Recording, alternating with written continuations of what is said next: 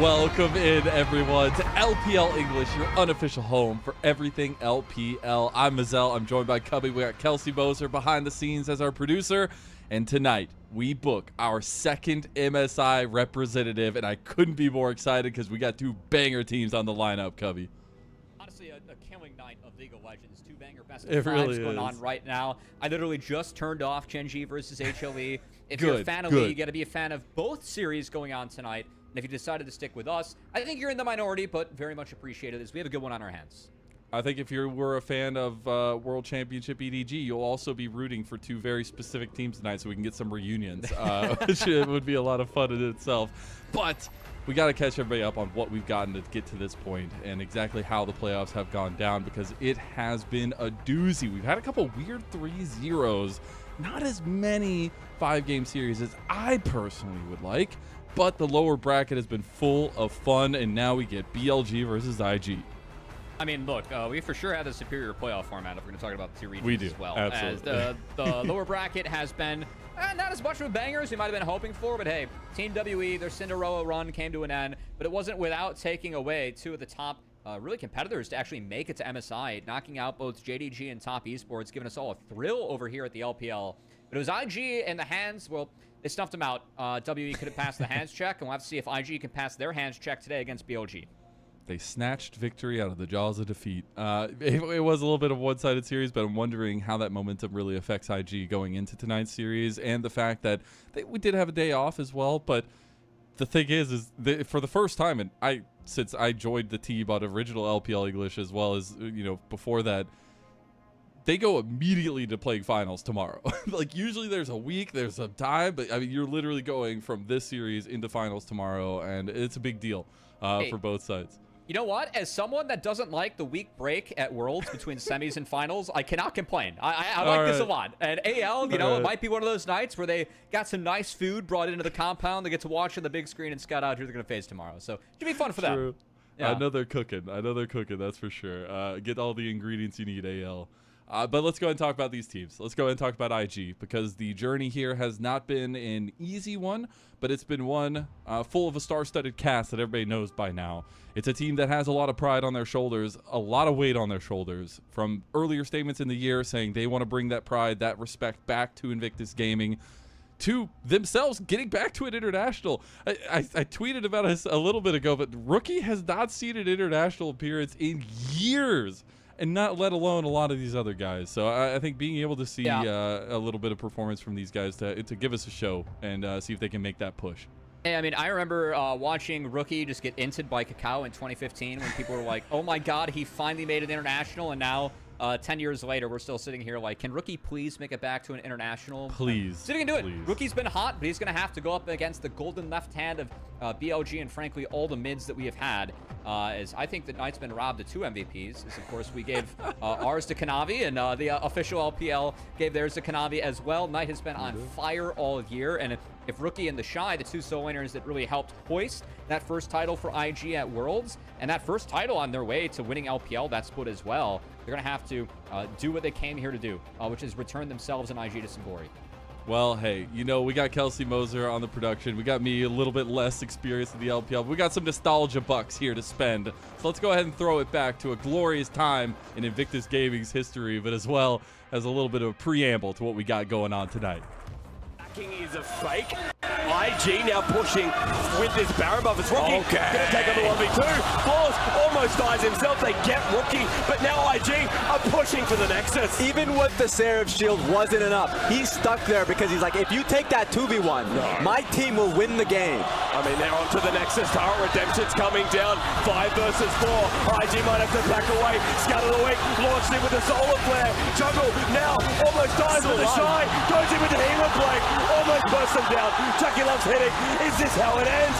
Yes, maybe it is. Doom dies as well. Double for Chucky Love and Invictus Gaming. Let me tell you a story. They have done it from Worlds 2018 to 2019 domestic title. 3-0, your 2019 Spring Champions. Go to MSI. We said there would be a new LPL champion. but it was one of the oldest organizations. Can they make it happen again all these years later? It's an incredibly nostalgic story, but it's something that's right here in the present, and I'm just really excited to see how it unfolds, Cubby. Dude, I forgot Imp was on that team, man. Yep. That's a crazy. There's some Zoom too. I did a review with Kelsey Zoom. actually, like a coaching review, and I had to talk about Zoom's Renekton. That kind of goes way back with that clip. Of course, Asterix and Raz on the call. Two of the great voices we still have in League today, anointing a new champion. We'll see if IG can really, I think this time around, they're not favorites going up against BLG. They're going to have to turn the tides and turn the clocks back if they want to find the win today. They are indeed. They're going to try to find some of that nostalgia themselves, because let's go ahead and take a look at the other side. Again, you had already mentioned it, but BLG, the absolute favorites here. The loss they had in that upper bracket, it was a bit of a doozy, and you're wondering what kind of pullback they can have, what kind of punch they're about to deliver tonight. But this Billy Gaming team, they know how to punch, and a lot of that has come through the solo lanes in the consistency aspect. But Elganon have been on fire as of late, and that is the crucial ticket for BLG. Yeah, you know, for me, coming into this series, it really feels like the solo lane talk and conversation. Like, that's the sexy red dress, but I'm more about the bot lane. And you know, Get what down might and be behind dirty. said dress. Yeah, I feel like the bot lane is what is going to make or break how tonight's series does go. For me, Elkanon have been actually fantastic. I think this has been one of their... For a split that BLG has kind of struggled, Elkanon have actually really been solid, especially throughout playoffs. I think that a lot of their loss to AL, I didn't love the drafts that BLG had. I'm looking for them to adjust coming into tonight against IG. But frankly, I think Elkanon have been a bot lane to beat. It really only has been anyone's Legends bot lane that has gotten the best of them. And we'll see if IG can, again, change the tide tonight. I will, but there is a heavyweight matchup, and it is led by the golden left hand of BLG, Knight himself. We're going to say it a million times, so buckle in and get ready. This guy has been a monster for the LPL, not only in his new guard status of the best mid laner and one of the best in the world, but also going back into history a little bit. This man, he might have gotten the better of Rookie a couple times in that heyday, and it's really funny to see all this time later the differences, the trajectories, the stories these guys have had. So shout out to Kelsey Moser for helping us dig out these clips and honestly educating me a little bit on some LPL history. What you're seeing right now, this is 2018 Demacia Cup. Well, when is this in the timeline? This is right after IG, of course, helped hoist that first Worlds title for the LPL.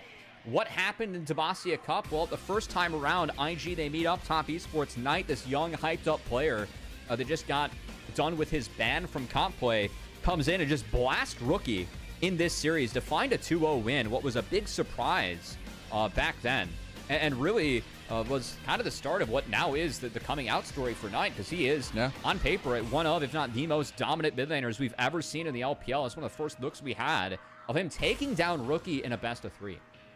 And it's just so wild because Rookie did not retire after all this, but I will say he took a step back in the spotlight, and it was just so interesting to see the different trajectories between these two guys and how potent Knight became so quickly. Dude, 369 looks like a little baby child. Rookie looks the same. Good for him.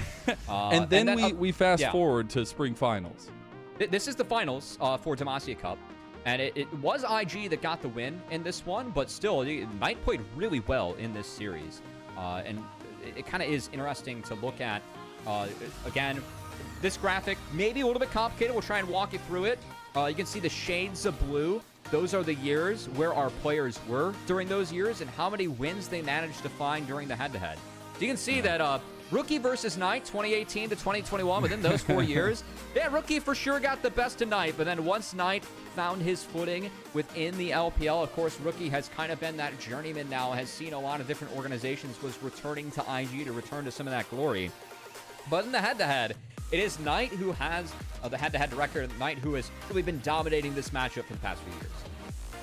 Yep, and I think it's really interesting to see the little stop-offs and the V5 setup. And well, you look back to that time with Rookie and, you know, what could have been with that roster, but definitely Knight having the head-to-head in the longevity of things, and especially as of late as well. And I'm really wondering what iteration we get from these two guys, because both of them can be some of the best, and I really want to see them pull out a lot of the flexes that they've had so far this split that's made them so powerful.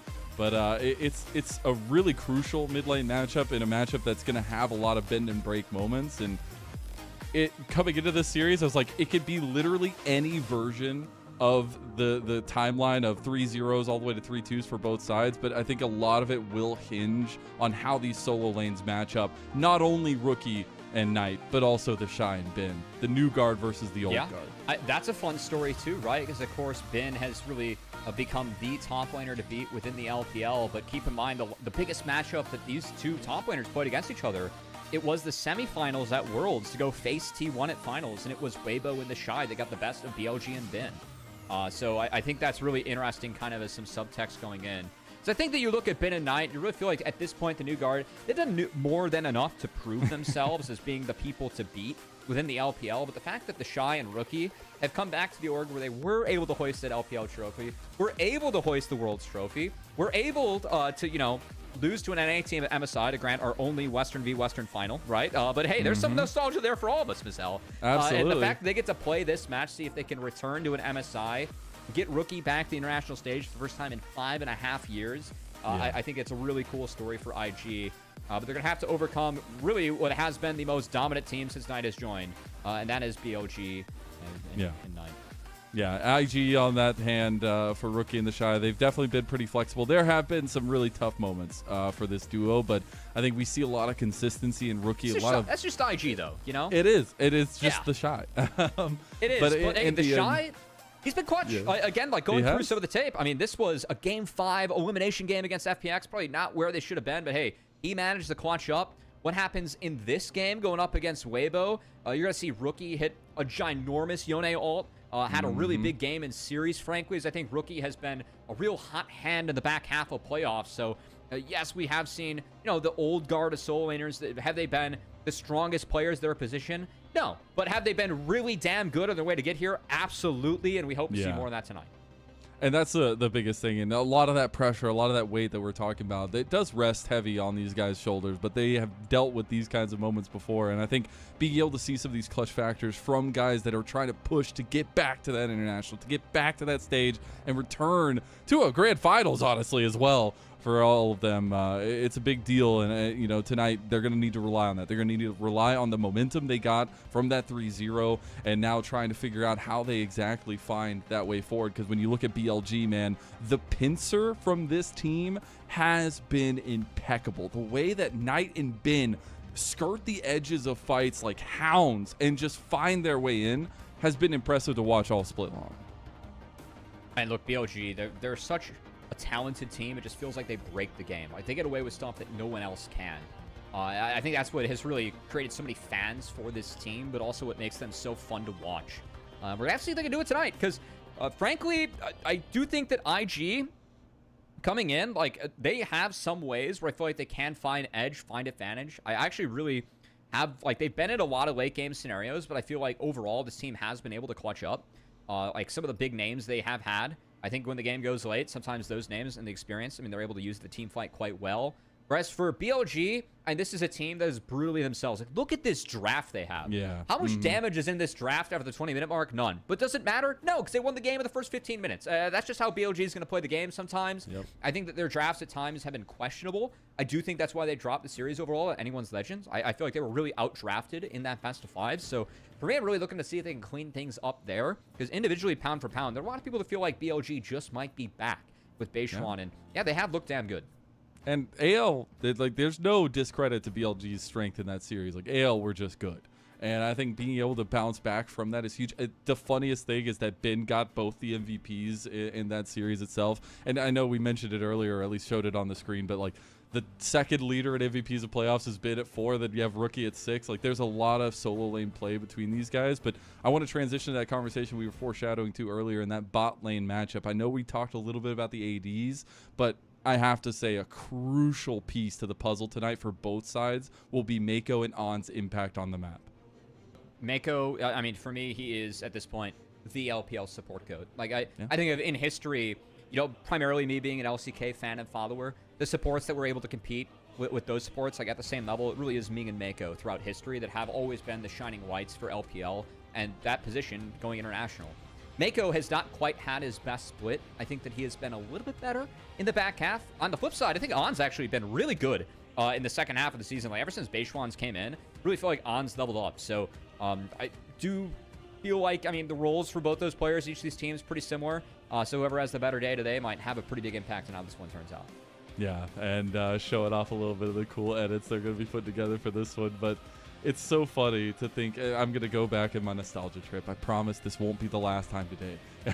But it's really about the differences in the stories between these two, right? You have Mako, one of the longest standing supports, against On, who has really had that big come up and has become a pivotal kind of pillar piece for supportal play in the LPL, even winning a finals going 0-9 on Bard. I don't know if Mako could do that, but in reality, it's about how the stories have kind of shaped themselves over these years. I call it the old guard, new guard stuff, but it really was kind of a sub-in, sub-out situation for some of the brightest in the league at the time that was setting trends for the LPL into this new iteration of, Bin and Knight, but the rest of BLG, who themselves are looking for a third MSI in a row, which is absolutely incredible, but also trying to reach that precipice again, man. Yeah, which is nuts. But they literally won back-to-back championships last year, and they haven't been back since then. So I think it's really interesting.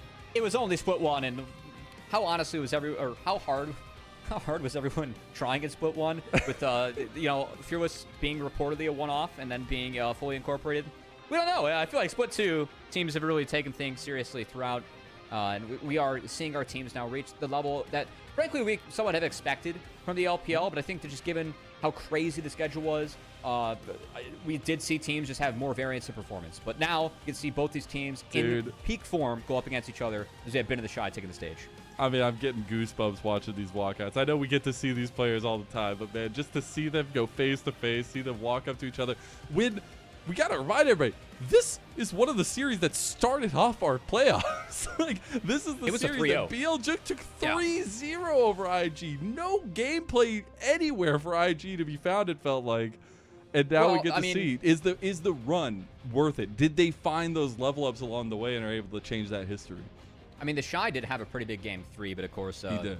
Yeah, he had like a 1v3 triple kill, and top lane felt like the rest of the solo queue map was losing, sadly, for the Shy. But we'll see, of course, that can change today. As so far, we'll say the pace of BLG a little bit quicker, taken to the stands, to the stage here. Just ready to get in game, Yeah, that's the only thing I can really read into here, Mizel. Of course, if you've been following LPL playoffs, no 1v1s to start off. The 1v1s will happen for Game 5 side select. And side select, very important, as I think everyone following this league has kind of come to know and realize now. Looking at the LPL overall, in playoffs, blue side somehow had a higher win rate than it did throughout the regular season. It's sitting at a 62% win rate for blue side. Crazy. It is, whereas in the regular season, it was sitting at a 56.5% win rate, which is, of course, a giant sample size. That's so wild. Blue side with Fearless Draft seems very much advantageous. We haven't really seen a lot of teams, I will say, outside of anyone's legend, that have really figured out how to draft and play on red side. God, I really hope we don't get 5 blue side wins again tonight. That's all, that's all I'm kind of at least there's a 1v1 now to decide who gets blue side. I guess. Go from there. Yeah. Well, that'll be our cope. That'll be our cope for sure.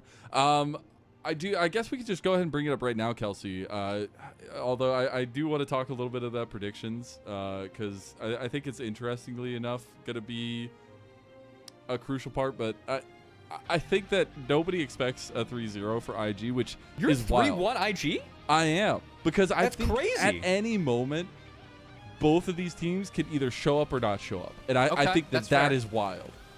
No, it is. It's definitely part of the fun of coming in. I think that's why we have some predictions that are spread out across the board. Very surprised to see you over there, Mizel. Shout out, by the way, you can see we have an icon for our I need rookie back to Worlds, bro. Prey. I'm sorry. Okay, that's fine. For Prey in Discord, they are currently our predictions leader. So if you want to join and make your own predictions, of course, you can see a QR code on the screen. Please join our Discord, which has been slowly getting more and more active with fans. I've been trying to engage in there.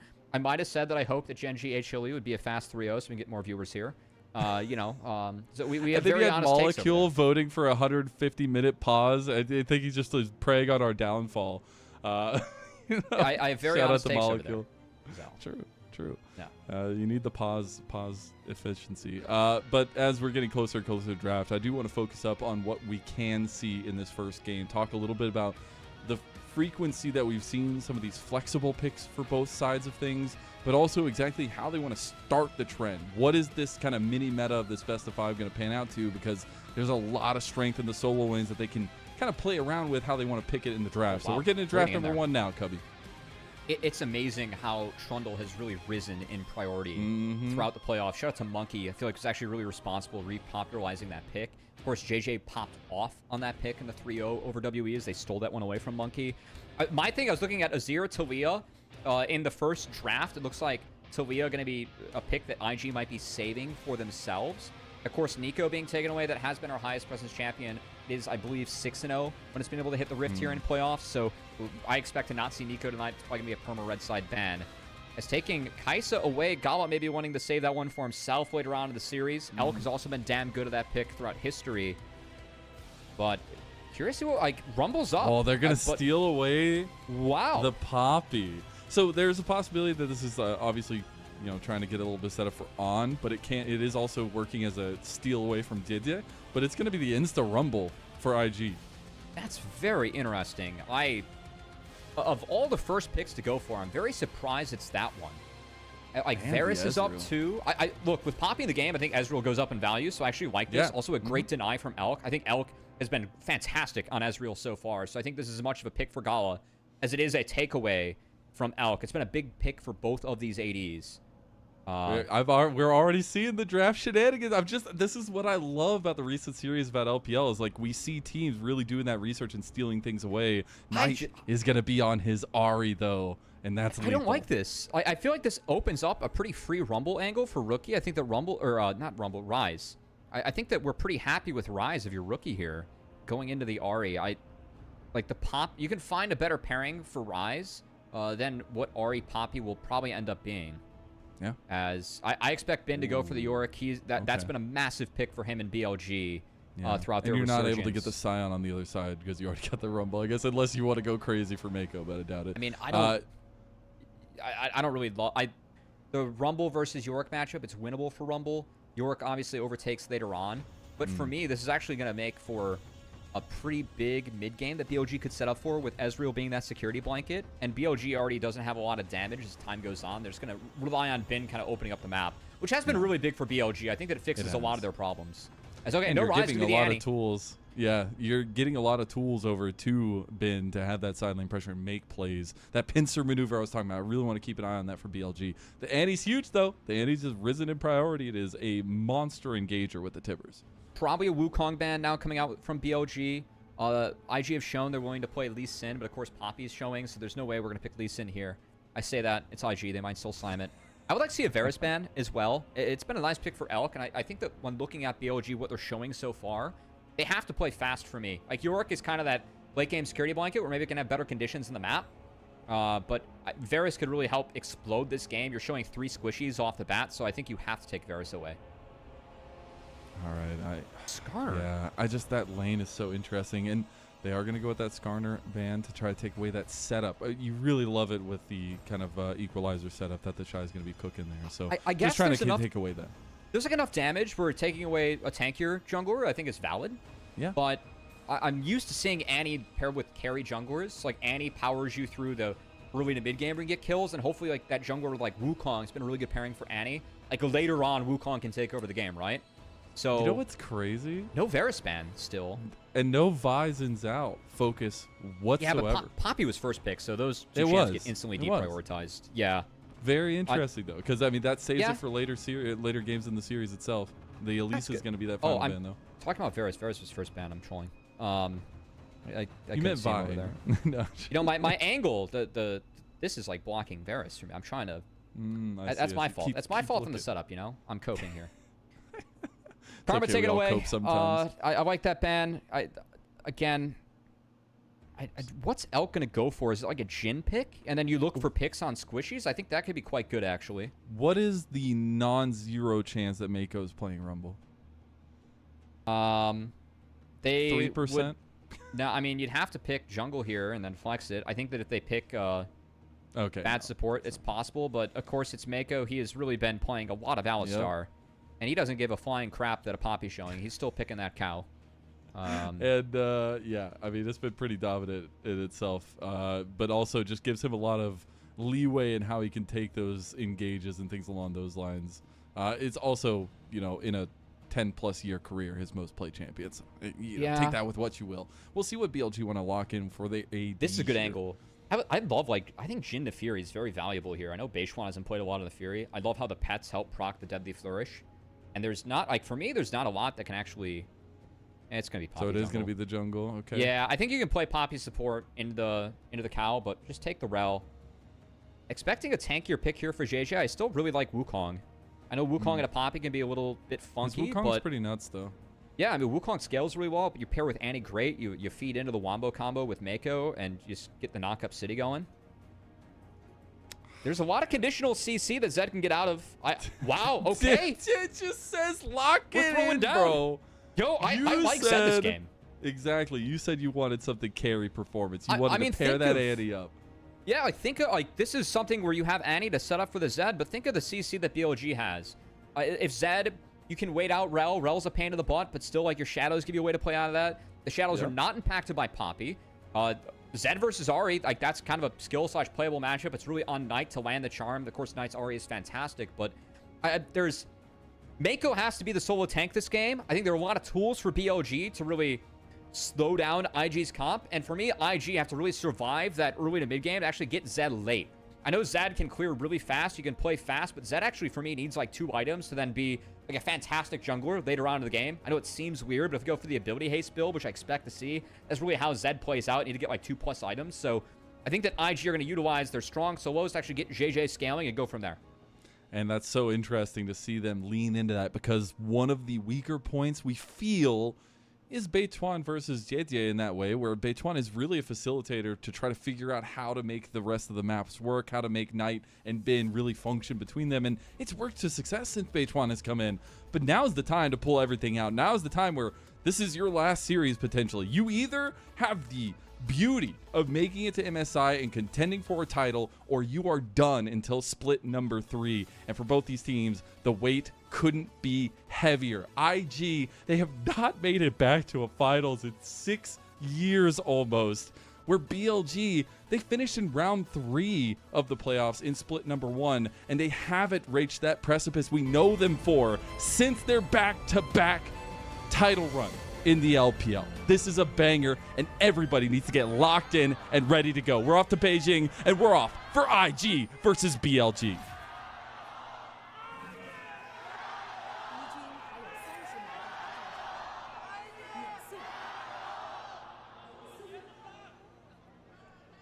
All right, Mazel, let's dive on in. This is going to be a fun series. I really hope this one delivers for everyone back at home, too. As, man, if you're a fan of League of Legends, how can you not like the lineup that we have tonight? As, oh boy, Solo Q says that BLG's comp is much better. I'm glad we can get that.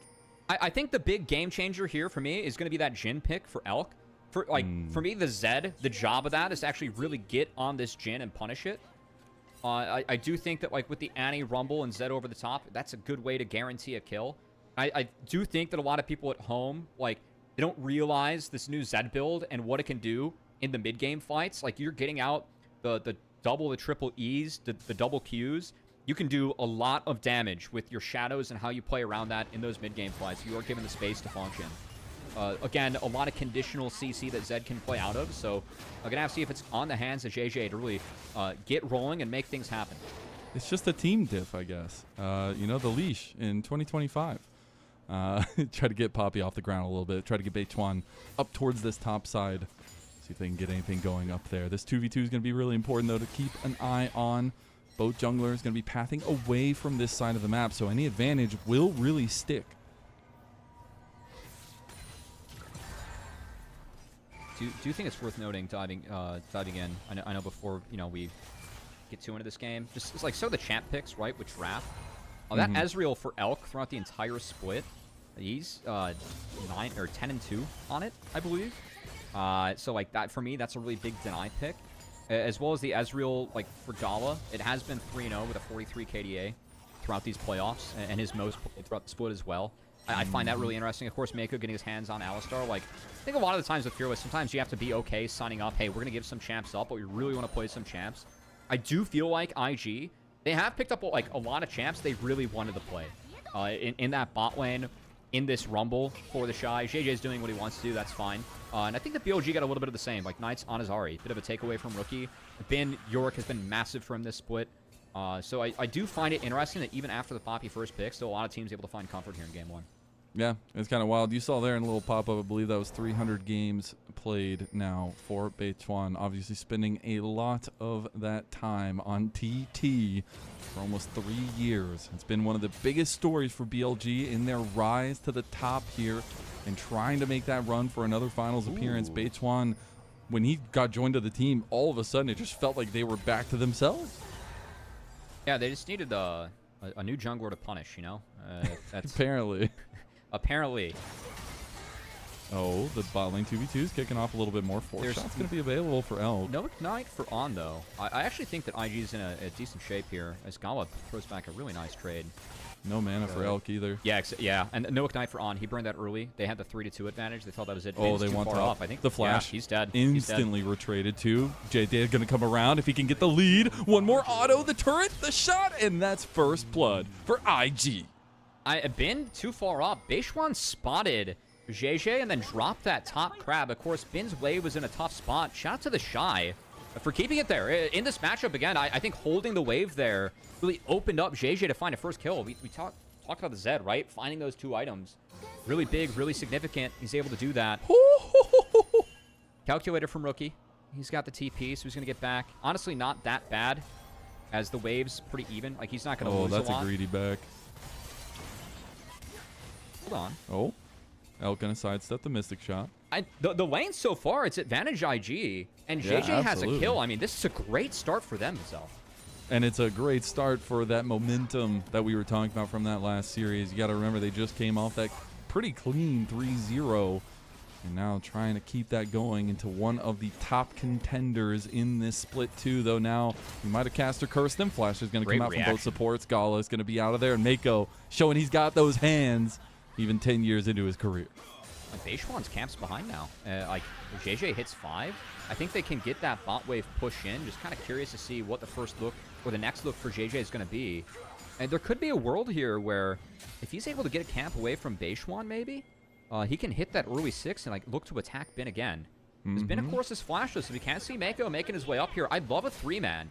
If the Shy is able to manage this wave and kind of force Bin to stay here, I really think they're going to look for the 3-man top. And if Bin doesn't have 6, which he's a wave away from getting, I really like this look again for IG. It looks like that's the play. They will spot Mako. Find it. They know Bin. He doesn't have any exit tools. Does have the nice little wall, but I don't think it's going to be nearly enough. Doesn't have another shuriken to throw in there. Okay. That's okay, though. I mean, they still are able to kind of put Bin in an awkward position. Like, that wave is frozen. Mako's up here to play bodyguard. I don't think that On and Beituan can make anything happen. So the Shy now with 6. Okay, he actually decided to push this one back out. He has got 3 creeps that Wave's going to push back towards him. Oh, okay, we're just going to die for this. Oh, no. That's cool. All right. Well, all right. Everything's cool. I mean, a little bit of a gold back to Bin. Well, what else could we expect? It's the Shy versus Bin, you know? I feel like that's what everyone signed up for coming into the night. When the Shy does it... I might have put good plays in there somewhere, but look, yeah, I agree. These are the 2 top laners where when they do that, it's not an HR violation. They get away with it, all right? they got the face card. It's fine. Let's look at this, though. They're looking for a dive. Oh, Rookie's got Tibbers, and unfortunately, one of Jin's most hated animals is a grizzly bear. We'll see if they actually do get this crash in time. Beituan is right there, but is it going to be enough to save him? Tibbers comes down, so much damn damage, and Gal will get the kill in the end. Rookie takes a turret shot, loses almost 3/4 of his health from that one, but they do get the gank off. Gala almost took one more turret shot. Didn't flash it. It was tracking on him. Well played by Gala. Really understanding his range well there on the Ezreal. They are able to get the kill over to him. And overall, still think that's a decent win here.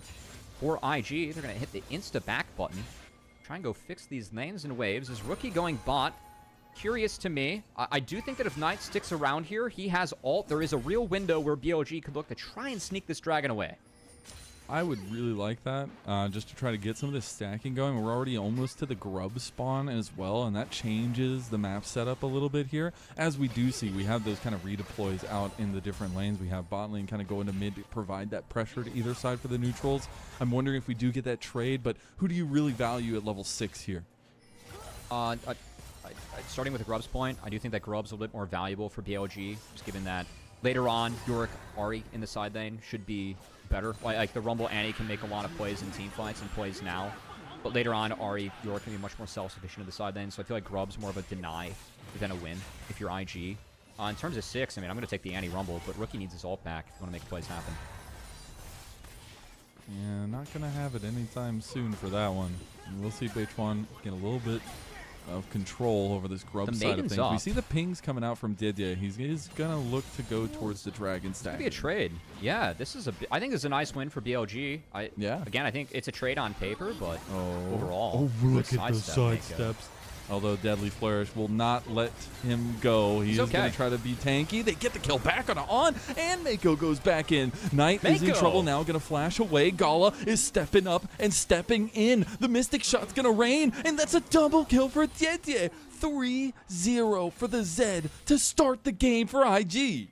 This is really greedy from BLG. If I'm Beishwan, I'm like, team, like, what's going on? I'm on the Grubs. This is free. We're signing up for the trade. What happens? We have an attempt on the play on the other side of the map. IG, with their jungler, with numbers, able to turn it. As some of the greed of BLG punished there. A lot of the greed there, and it's going to pay dividends to IG. Almost 1,500 gold lead. They did prevent the objective trade, but that's an expensive one. Like, you get 2 more kills over onto the Zed. Good hands from Mako. Second time in a row we've seen him use the heal and terrain to actually find a dodge. And then, yeah, he doesn't have 6, but everything burned into the Aftershock Alistar. They can't get him down. Tough. Great headbutt away from Mako, understanding there's no way that Ahri with no ult charges can get back in. Love the ult, too, from Knight, or Gala, because Knight's dead on my screen. So really well played by IG. And I do like the objective went over. I don't know if they can actually fight this dragon, but man, we're talking about that Zed as a win con. You're sitting at a 10-minute eclipse. You're a terror on the map. So JJ with the next ult, he's gonna make some big plays. Somehow he's down a level to Beishwan, who did get the Grubs. That will be fixed with the next camp. It's fine when you get the first item, you know. Yeah, I mean, you have eclipse already completed. There, you could just press up anywhere you want. And yes, dragon didn't get taken, but now you have fight strength. What I also like about this one from JJ, I mean, he's got options. He could go Serpent second, which does lead to be that more of the Thality build. Also, I don't think you need to go Cleaver this game. Just go Spear Shojin. I know Cleaver nice against the Yorick and Poppy, but you don't have any other AD damage really boosting. It's only an Ezreal, so I'd much rather go for the Shojin and pick up those stats. Feel good there. So, again, shout out to Mako, by the way. You know? Anytime he thinks about giving up, you just don't. And he didn't give up there. He had like 100 health and didn't even have ulti. Still walked back in. You always have the option to quit. Mako has never quit. He might have read David Goggins, you know. Okay, I like that throwback. Although the Shy maybe didn't read it. He's actually going to flash out. Dodging out of the shots, too. The Shy. He gets blocked by Mako. We just talked about him. The Shy will go down in the end anyways. On will tank the turret, and now they'll move back to this tier 1. Gama going to drop another True Shot Barrage. Maybe gets on. Oh, the crash down shield. Oh, really big. We're fighting for first brick right now. Important that BLG able to secure this. They did not secure the first 3 kills, so if IG can protect this, again, open up that feat. Does seem like it's going to come down to the objectives, though, because that tower really low. And if I'm BLG, I'm probably sending Yorick bot and trying to overload this side again. Pressing over, try to stop some of the backs potentially. Are going to force Bin to stay just so they don't give over too much free real estate over to Rookie. And Mako's still up here. Didin moving over. He's looking for a 4th kill here. Tibber's got popped. Bin going to flash. Rookie almost dies. Does die. In the end, Ben gets the better of him, and now Knight is coming in to finish the job. The golden left hand takes the grip and throws it right at IG's face. That's going to be a big pick from him, and he's going to get himself on the board. I mean, that's a great wall placement from Bin, and IG punished for trying to make that play too fast. Again, they're really trying to protect that first brick from going down. I think that was, I mean, for sure an overinvestment there. As BLG are going to answer back, they do take that tower with the overload, and Bin insta TP down. He still has the Maiden, and the Shy's in trouble. Oh my god, the Shy's just losing this fight. The Maiden will truly find the difference. And Bin with a solo bolo against the old guard. Yeah, of course, Bin, you know, he He said after when he took down Top Esports too and was like frauds down as Cocky Bin's kind of back. And oh man, that's the bit I like. Yeah, again 99%. Did see that true shot barrage from. There was a ward in mid that did help on see that one coming. Really good dismount. Look at this wall though from Bin. Rookie decides to go. You can see JJ kind of clicking back and forth to see whether he wants to go in or not. Rookie made the call, was stuck, ends up going down. JJ does have the flash, or sorry, the ult up. Along with his flash, doesn't use either to get out of the charm and goes down as Knight snipes him with that one. That's really tough to see, actually, in a crucial series. If you could start with a leg up here against BLG, it'd be really nice. But now that lead has fully swapped over to BLG's side of things, and their comp looks really good in this mid game. And look, because they set this Rumble behind, the Shy is just going to be the target in the side lane. It's going to be really tough to manage for IG as Rumble. And the best thing to do in some of these scenarios is just going to be burning that equalizer to kill the wave. And delay the tempo of BLG, because there's no way he can test Bin. And man, Bin, I think what makes Bin so good on Yorick, his ability to control the Maiden.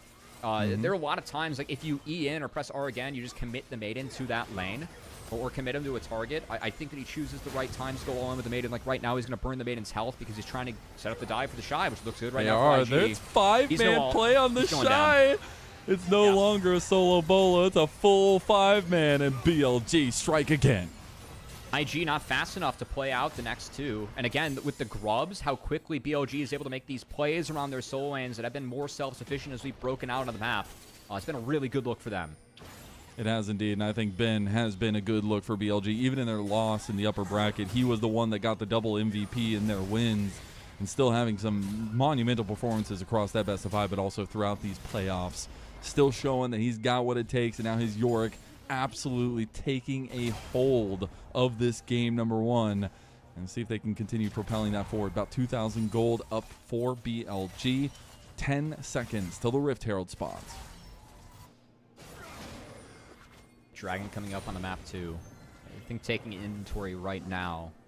It's kind of tricky because I do like IG's ability to wombo on carries. They have a lot of ability to go over the top. It's just, can they deal with Yorick if Bin decides to join a fight? That's a question. And man, look at the gold Bin has in his pockets, the items he has in his inventory. I don't think they can. So that's, it almost feels like they need more damage to get through this Yorick, and they just don't have it right now. So I think there's a real choice for IG. Do you want to wombo the front line and maybe try and take down that Yorick? As, you know, Elk and Knight are sitting in decent standing right now, but they're not the ones that are ahead in this game. Like, do you try and remove the Yorick first and then let your backline access with a Zed take over later on? Or do you just use it right away, like what the comp wants to do, which is backline access from Annie, Rumble, Zed? I think it's a real choice for IG. Props IG, they've done a nice job with this setup. So they have full control right now. Oh. Okay, Beituan might be in a lot of trouble here. He is going to use that steadfast presence. Rookie was waiting for an entrance with his Tibbers. That is the flash out of Mako, though, so that's a big one down. Bin has TP. Preemptive setup for IG. Yeah, Bin's going to get bot lane prio here. I feel like this is one, like, if BLG can stall out this wave, then they're going to have bot lane prio and can have another way to access this dragon. Because, again, Bin just shoveling away at the lane. And, yeah, IG, they don't want to delay any longer. They realize they have to go now. They have to burn it. There's the Keeper's Verdict. He's going to set it up. Nice engage from On. Dragon does go to Diede, though. Beituan engaged on with the death mark there. He's going to tank it up. Knight going to try to find something, but gets stunned up by Rookie. Perfect timing. The Shy in some trouble now, though, getting chased down by Bin. Diede, you do not want that smoke, bro. You got to get out of there, as Bin is a monster with a shovel, and BLG, even if they lost the dragon, they're going to get engaged on in mid, and Elk is gone. That play we talked about, it finally comes alive, and the true shot barrage helps get a double kill for Rookie. That's a huge mistake from BLG. They were split on the exit. The fight continues. IG is still in great shape. They are. Beituan tanking up a storm. Gall is going to be forced to flash away, but now Beituan by himself will flash himself too, as his phase rush communicates with the rest of the team and meets back up. I really like how IG played out this dragon. They got full control over the river. They hit it on the wave where they were going to lose bot priority with the right time. Then their exit, they exited together. Yes, it was the Shy being headed off, but he got enough info to actually spot Bin, spot members of BLG. BLG trying to hit that mid-outer turret was very greedy with the ultimate still available for IG, and they punish. They do, and we have to take a look at this. Mako with his flash. And look how split BLG is. Like, look at where they're at in the minimap. And IG, again, they're like, hey, we know that we have a 2v3 right now because they had all the river control. They, the Shy saw multiple people chasing him out along with JJ. So the fact they were able to see those members, take inventory of the fight, know that On was low, be like, hey, we have our buttons. Let's pull the trigger now. That's a really, really nice call from IG. And they need those kinds of calls. I think it's so funny when we were coming into the split playoffs here. Both teams on their kind of keys to victory had clutching it up in some way, shape, or form. And I think that is going to be the bread and butter of this series. Who shows up when, how we see these clutch plays come out. And little plays like that is just a foreshadowing of what and how quickly the leads and the momentum can shift inside of a game, but let alone the series itself. Oh, I think that's what makes the series so fun on paper, right? Absolutely. The old guard versus the new guard. Can the old guard really show up? As sadly, the Shy showing up in a way where we've kind of been used to seeing, which is the Shy having, a classic the Shy game. It's okay. See? He was useful in the last fight. He's getting CS. He did his research, his new age research on Ben, and realized Ben is actually good at Rumble now. So he's like, I'll just take it away. I mean, the Shy Rumble, hey, really nice ult in the last fight. Still really like how he played it. He has been the focus. I don't think the first death was definitely on him. The rest will kind of give over. To BLG, putting a lot of numbers in its lane, but look at the boots, by the way. They're all matching except for Elk, at least for BLG. The 4 Merc treads. I mean, valid. Very valuable this game. Yeah, valid going into the Annie and the Rumble. They're gonna need it. As I mean, second item now. We'll say, I still really feel like as this game goes on, I think we've really set up how the solos are gonna play. We haven't really set up how Gala on the Ezreal can play. Because, I think the insta-poppy slam, realizing you're going up against Elk, BLG have been really good Ezreal users, along with IG. I really like the takeaway here. I think that the Kaisa ban makes a lot of sense, too. They're going to try and, make sure they get that matchup out, because it's another champion that Gala really wants to play. And Gala has done a really good job of just making sure that he's getting resources. Like, the CS numbers so far for IG, we've seen BLG put a lot of numbers in one lane. We saw them overload first few turrets. Rookie and Gala were the benefactors with the focus of the Shy. Yeah. And man, like if you have a big Ezreal, you have a big Zed. I really feel like even with the Shy being focused down so hard, he's still kind of in a way doing his job as goodbye On just is non-existent. Oh my goodness, Rookie, dude, he is setting up the play. Yes, you have the punch coming from Didier, but these Tibbers, these stuns from Rookie, this is the kind of performance where he can finally put down that doubt we saw in the head-to-head matchup between him and Knight. I mean, Rookie has been fantastic on this run. Both mid-lane champions in this game, ones that Rookie have really popped off on throughout, but at the moment, 45. They're going to get Bin's TP as the Otacon is started. Mako playing bodyguard. Good sidestep from him. Nowhere near. Keeper's Verdict going through. They're going to get JJ, but he gets the smite in. The Keeper's Verdict didn't go through, and that's an excellent equalizer. Beituan left out in the wings, but he is down and out. There's the curtain call. Going to get the kill back onto the Shy Bin. Though he's working, he's in trouble because Gala is still strong, and so is JJ. They get the CC chain. The charm going to hit, though, onto Mako. He's in trouble now. He will back away. He's burning, but he's fine. IG take the fight, and they get back that big lead. Again, I love how IG is playing out these fights. Like, I think how they controlled the terrain there was fantastic. Beituan never got a Keeper's Verdict off as Mako was playing bodyguard, found the combo onto the Poppy, and the re-engage on the back half. The Shy, yes, he goes down, but as you called out, Mazal, that equalizer was brilliant. Connecting on the first, or Beituan, who was engaged upon, as well as stopping the carries from walking through the choke. As we have both monster objectives and a sole point now going over to IG. That's crazy. It may not show in the gold graph, but it really feels like IG's in control of this game. Rookie almost just hundreds to zeros. Knight forced to flash. There's the true shot barrage across. Nothing else is going. Tibbers. The burn. He got him. No way. What is going on my screen? Rookie has just gone Super Saiyan on a little girl with a bear. BLG are not playing connected. And IG, on the flip side, have been playing very connected with how they're playing and setting up these objectives. I think that Mako versus On, this is one of the matchups we actually were really questioning coming in, as On has been having a much better playoff run than Mako so far. But we're talking about if the Shy and Rookie can turn the clocks back. How about Mako, man? He's been fantastic this game. Dude, he's showed his hands, he showed his mechanics, and it was a series where, like, obviously Mako is like a GOAT support, but On has been that new age support that everybody looks to across in the LPL, and I think it's really interesting to see how much of a level up Mako is having in this series. And Rookie, man, I cannot stop praising this man. He is a devastating piece to the puzzle on this Annie, and he has constantly found so much luck now. He is literally 1v3 in this situation. It gets multiple. Someone do not show LS this game, because I think he's going to lose his mind over BLG trying to take mid-outer twice and failing. As mid-outer has really baited BLG into two pretty poor positions. I think the first one was very poor. The second one definitely Rookie finding the play. Now we'll see if he can escape the cage. If they want to continue the play on the bin, he still has his turret to retreat to, so will not be the case.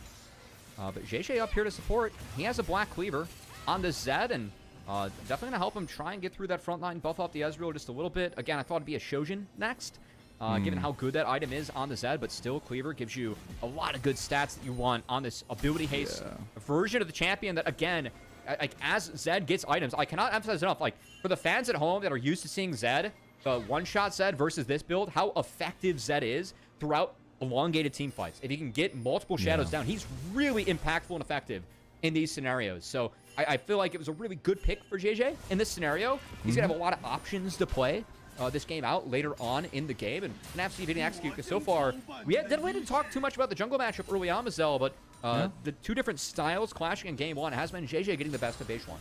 And it's just starting off with a Zed, right? Like, you have so many avenues to move forward into this series with a Zed, right? As your first pick. You're not going with some tank. You're not going for some facilitator. You can always change into that, and I think that's really, really powerful. But we are on second items now for multiple members. We have Dragon in about 2 minutes and 15 seconds.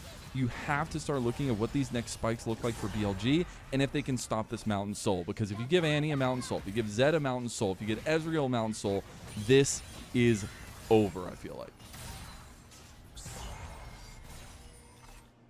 Yeah, I think that the way that BLG, like, their ability to play 3 lanes has been really hampered by on? Okay. He's caught. I don't think that's a chunk you can take before Baron spawns. Oh, Mako neither. Okay. He's already popped the Unbreakable. That's an ult out. He's going to have it for the Dragon, and it's full Baron control going over to IG, so I still feel like it's very worth Look at for them. Rookie, Look at Rookie, Rookie. look at Rookie. Flash play! Oh, God! Goodbye. I told you, Grizzly Bears, they're about 1,000 pounds. I mean, Jins hate that. Annie on this patch is still quite filthy, Mazel. Rookie definitely showing it. As, again, I know that Ari, really big pick for both of our mid laners here, but I don't love it being blinded. I think that picks like Rise, like Annie, really good into it, and Rookie has for sure taken advantage of that, and BLG being split in this game one. Oh my god. As BLG admitting defeat, it's been trading out an inhibitor for the Baron, as IG going to clean this one up uncontested. The inhibitor is actually a pretty massive deal there for him, because again, Bin's saving grace is this side lane, really trying to be unanswerable there.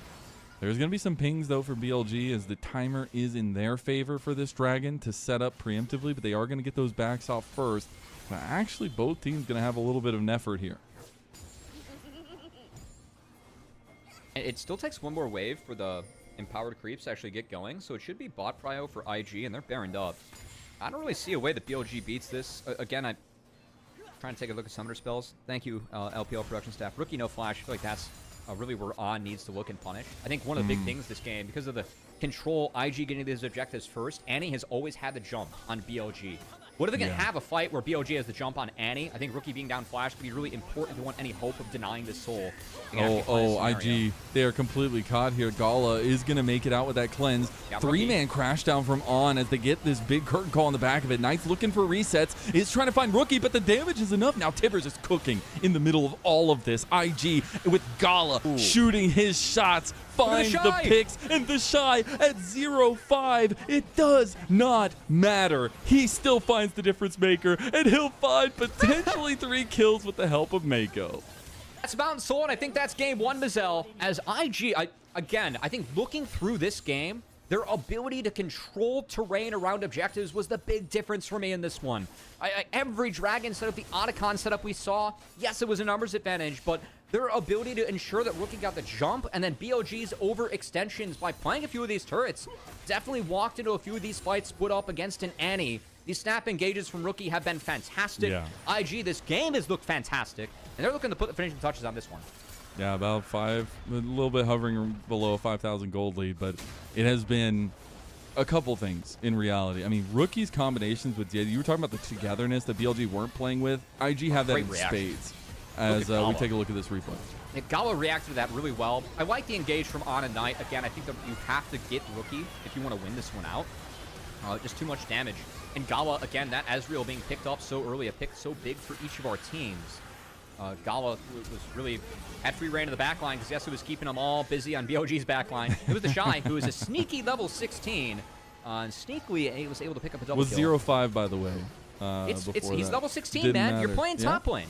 Exactly. Your team got fed. It's okay. And it's the Shy. I gotta say, look at that damage. I'm gonna say the Malignance for Rookie did a ton of that damage because it was yeah, for cooking sure. people underneath. But Also man, just- almost 6,000 damage from the Shy. Also, that's just Rumble as a champ. You know. Yeah. Oh, you can play well on red side. I know coming into this one, Mako said in an interview, shout out to Kelsey Moser for this, that their coach just tells them we can play well on red side too. Because like, everyone knows the blue Oh, side. Beituan. That keeper's verdict ain't gonna save you today. He tries to get out with that charge onto Mako, but he knows what's coming for him, and it's a shot to the dome by Gala. As we look for the finishing touches here, and that's somebody I was gonna lean into after we ended up getting to those tussles because we talked so much about Rookie and JJ, their combination. But Gala, he's untouched. He's unkilled. He took this Ezreal, and he has been popping shots. As soon as he got those 2 items, you could just see the intensity level up for Gala. I mean, no complaints here for IG. I really feel like they've ran circles around BLG in this game one. Definitely not something that we were expecting coming into this series, Mazel. Blue side BLG dominance is over. Let's go. We'll have to see, as Knight did burn the flash, but Does I mean, no Gala's damage up to Gala. 3 levels on him. Yeah. I'm really Kills? curious. Oh. Like, this is one of the VODs I'd love to like go back over because I know that BLG were making so many flashy plays early with overloading and finding the Shy, but like, was it worth it or not? Because looking back, I think hindsight 2020 it definitely wasn't. But I'm curious, kind of like where that broke, just because IG they're so favored now in levels. Obviously, Otacon helps a lot with that, but It's a it 2 feels level like lead in jungle, though. yeah, it feels like That's I mean it's tough. just level leads everywhere. Actually just the way they've played the game, and I think that's got to say a lot against BLG, who you have to remember the track record getting here. I mean, IG are the ones that are coming off of victory and finding like a very dominant win over W. BLG, they lost a heartbreaker, and they had a little bit of time obviously to recoup and get back into things here in this lower bracket, but maybe seeing a little bit of that rust, some of the communication issues bubble into the surface here, I mean, and see if they can kind of clean those up. This didn't play together, man. I don't know. I'll say it. Like the objective setup. Sub in another jungler. The objective setup's just better for IG. Just go now. pick somebody off the street. Maybe I'll be. Yeah, It's a no meme. jungle subs available this time around. I do think that Beituan like did get outperformed by JJ quite a bit. So Yeah, I agree. I don't like the keeper's verdicts for me were probably like you can look at this game and be like, oh, like Beituan couldn't do much, but I think the keeper's verdicts were actually really poor. Like you watch LCK play Poppy, and their ability to play that like around objectives makes Poppy look like one of the most disgusting Thanos champions on the planet. It does. And this game, we just did not see that same impact from Beituan, who is 5-0 in the pick, to be fair. So I think it was actually a decent pick. Definitely dissuades some of these carry champs from JJ, but his ability to find this one later on in drafts, and I thought it was a great scenario for Zed. And It was. you keep the availability for a Wukong, a champ that I think has a lot more games and conditions where that can be played and can be good. That's still open later on. So I do love, like with Fearwitz, sometimes finding these really niche champions in good windows. Like we saw that with Vlad into Aurora in Split 1. I think it's really valid because it definitely opens up your pool later on. That's the little mini meta that I'm so excited to see Yeah, these yeah, two teams pick apart, because this is do or die. This is the moment you've had plans, you've had things. You ain't saving them any longer. You need to make it to finals. You want to make it to MSI. This is maybe even bigger for these organizations than maybe even a grand finals win would be, just to make it back to that international. And I think it's really important to focus on the fact that IG have consistently leveled up, and we've seen those level ups live as they've made this run through the lower bracket. One of the most played games teams, at least in the way I said that, in the playoffs here. And tonight, you know, depending if they play the 3, they will be the team that has played the most games in the playoffs. Maybe that experience helping them turn back the clocks. I mean, it's not like IG were far away all split. It's just kind of like, I feel like at times this team were, they're IG. They make plays for better or worse, and so, hold on. Okay, Rookie wants the better. Rookie saw in the VODs that we showed that clip of him getting bodied by Knight, and he decides that he wants to take him out, even if it costs his life. As BLG are running for the hills, their base in tatters. As the inhib turret in top side will end up falling. That'll be all 3 inhibs taken down. And Gala going to look to put the final touches on these Nexus turrets. Mako banking on the survivability that he has as it's going a little bit far forward. Zedje getting picked there under the turret because there's still 1 turret left. The GA is available for Gala. They can keep the pressure up if they want to. They actually didn't end up taking that 3rd inhib in top lane. Well, so they won't get the doubles, but Elder is there. And Rookie does have TP, but it's still going to be a 4v5 with no smite, as IG a little bit split there. They're going to have to rely on the many cannon waves they have coming in, or super minion waves they have coming in. They got it. It's all part of the plan. I don't know. I think IG has to buy time. Oh, they're just going to They want to win the game. They just want to win the game. They Go IG. Win the game. Oh, no. They're trying to back. Not like this. They don't have a minion wave. You can say, they're trying to buy time. I think they really want JJ to do this objective. As you can see, the Shy's watching the Dragon. Rookie's protecting Gala. Mako as well. So they've kind of drawn this line of vision that BLG can't break. I kind of love it. In a way, I mean, this did just net them complete Elder Dragon control while JJ was dead. So, like, they forced the resets out of BLG. I think that's a big win because, of course, if BLG were able to get on this one in 5v4, that could be one of the ways they can actually get back into this game. But wasn't the case. Is Rookie going to hide? Oh, my God. Just catches on straight up. Not going to be the one you want. Knight goes for him. Misses the charm. It hits onto the chicken. And Knight immediately gets flashed on by the Shy, who is just cooking. He finds the double kill there in the end. And JJ cleans up the rest of them. Bin going to run away, and Elk as well. But the super minions, they've already gotten the plan. The missive has been sent. And they are already on the Nexus. That is game number 1 whole-handedly to Invictus Gaming. Turning back the tides, turning back the clocks, and the Rookie to Internationals campaign will start strong here tonight. Game 1 of this best of 5 to IG. Man, that was the best 05 Rumble I've seen. As the Shy, a lot of people might have been calling him the Shite after the start, but I think that he looked like the god at the end of that one, as he made sure to lay down that damage on the Rumble. And IG, I was really, really impressed with that game. Again, we said coming in, Mazel, that we felt like the solo lanes are, that's where things are sexy. It's like, oh my God, look at the names we have on paper and the form that these players are in. But we felt like this series could be decided by bot lane. Mako had a great game. Gala was untouched in that game. I really did like the draft for IG in the end. It felt like they had a lot of ways to pull the trigger. But like in theory for that draft, we saw Rookie how impactful he was when he was able to get the jump on BLG. And there were instances in that game where BLG had a lead, but they were split up playing on IG's side of the map, and they opened up those angles for Rookie to get the jump back in. We saw angles where BLG were up in the game, but IG sacked ways to be first to objective and then set up Rookie to find the jump on a BLG. It really felt like a lot of those fights, it was IG finding the snap engages, not BLG. And for me, that's actually a concerning trend going into the series. The fact that BLG were up in this game, and then we're not able to find the right setups to, I feel like, play into IG's comp, because it gave IG the setups that they wanted, the way they wanted to play the game, and really got punished in the end.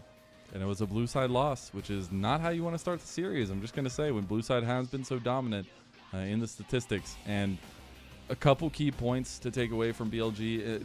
This obviously isn't like an exact foreshadowing to how the series is going to go. BLG, our team, again, I said at the beginning, they could just decide to show up and then they become one of the best teams in the league itself. But this is not BLG, a good start for them.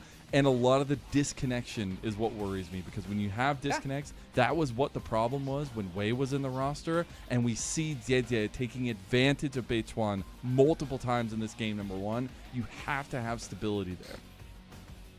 I mean, yes, I'd agree with that, but I also kind of think it's on the carries of BLG and just how BLG played out that map as a whole. I am interested to... This is one of the games where I'm kind of interested to see how the fights rolled out, but I'm almost more interested to see the minutes leading up to the fights. I feel like IG really gapped BLG in that scenario.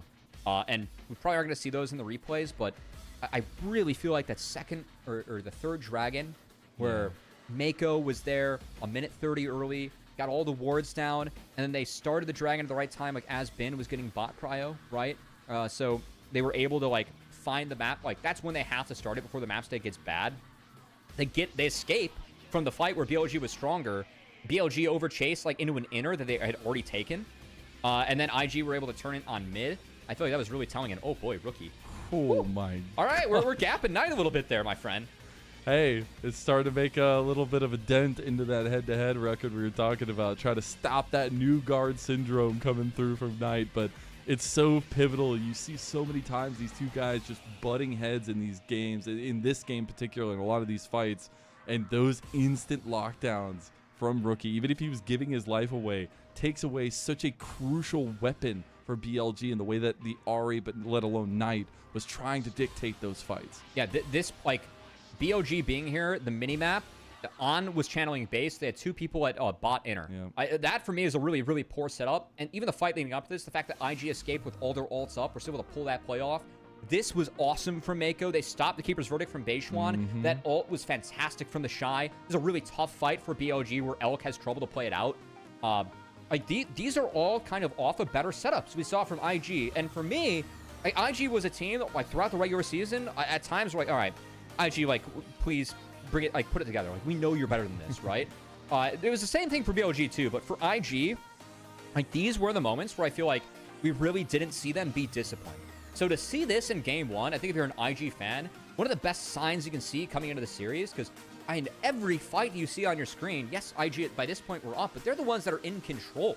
They're the ones that are dictating these snap engages through how they played the map, the vision they had, really catching BLG off guard. That's a really bad sign for BLG at the end of the day. Oh, the tip of the equalizer on Elk. I actually didn't see that in the fight. The Shy, this was nuts, though. He's a damn good Rumble, man. This was, again, the best 05 Rumble I've seen in a long time. Of course, it comes from the Shy, the top lane specialist. Of course it does. You know, I feel like Mako's quote of, like, when I thought I could just quit, I didn't. I feel like that's just how the Shy plays every game of League of Legends, you know? It's like, I could quit pushing this lane, but why would I when I can maybe pull an outplay? This one was personal. You know? I'm just going to say that right now. The Rookie just excavating Knight out of the middle Knight's of his entire team. I really am curious to take inventory to how that happened, because like, for me, BLG, I think they really can play out 3 lanes with the Yorick and the Ahri, even into the Annie. But when you get as far behind as they did, like, you're down 3 doubles, and you can't play out anything. God, the charm onto the chicken feels so bad. Even the jungle was at IG's backs there. But man, the Shy flashing in and melting everyone's what feels worse, Mizel. But you know, that's just me. True. Yeah, that's just you. Yeah. Also, again, we have to think about what these kinds of drafts means for the later parts of this series in particular, because there's a lot of big comfort picks taken off the table from both sides. Yeah, I think Bin York for me is the biggest one. Of course, Beishwan, of course, his Poppy's good. It's went from 5-0 to 5-1 after this game. But stealing away from Dede too. Yeah. Also, if Gwen's gonna appear later out of the series, I do think that after some of the changes to Gwen, like, Jax and Renekton are both playable. Knowing the Shy, he'll love to play that Renekton matchup. So I think there are still options in the Gwen later on, but of course Rumble Gwen was a big handshake that's now off the table. And Poppy being off the table, I think that Xin Zhao, if you're going to keep on banning Trundle, Xin really goes up in priority. So, yeah, definitely curious to see how some of these champs play out. Of course, Vi did see some nerfs on this patch coming in, so I know we have still seen really high Vi priority, but... do we just want to see Beitwan on either Vi, Xin Zhao, or Sejuani? Is that just what we're going with now?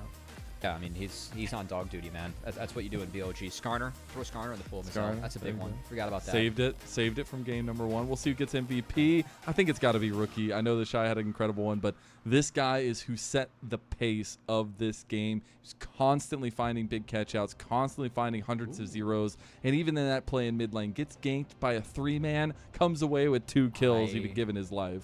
I like his rune setup. He had Relentless Hunter. He did. And Triple Tonic. I'm not exactly sure what's standard on Annie right now, but the Relentless Hunter, getting that bonus move speed out of combat, might have helped him set up some of those angles. I quite like it from Rookie. It was a damn good game 1. Hey, I'm not going to get too excited right now. I'm a fan of both these two teams, but there are so many times in the history that I've rooted for Rookie to make it to an international. IG looked good. And he's looking good to start this one off here. We'll see if BLG can bounce back. Before we do go to that break, we are going to say a huge, huge shout out to all of our coffee and YouTube subscribers, because You guys help level up the show on a daily basis. All the package that we got this this second split as well, the upgrades we've gotten to the broadcast package, but also paying all of our wonderful talent and behind-the-scenes talent as well, and trying to give this volunteer setup a little bit more oomph to it. It pays everything across the board, and you also get wonderful benefits for being subscribed there. So please go subscribe to our coffee. Linked in the chat. Only a couple days left in split number 2. You can unlock some early access, and we're going to have some fun content coming down the line. You want to be in that chat. You absolutely need to be there, especially if you're a fan of MSI. We're going to take a little bit of a break. We're going to be going to a game number 2, and we'll see you there.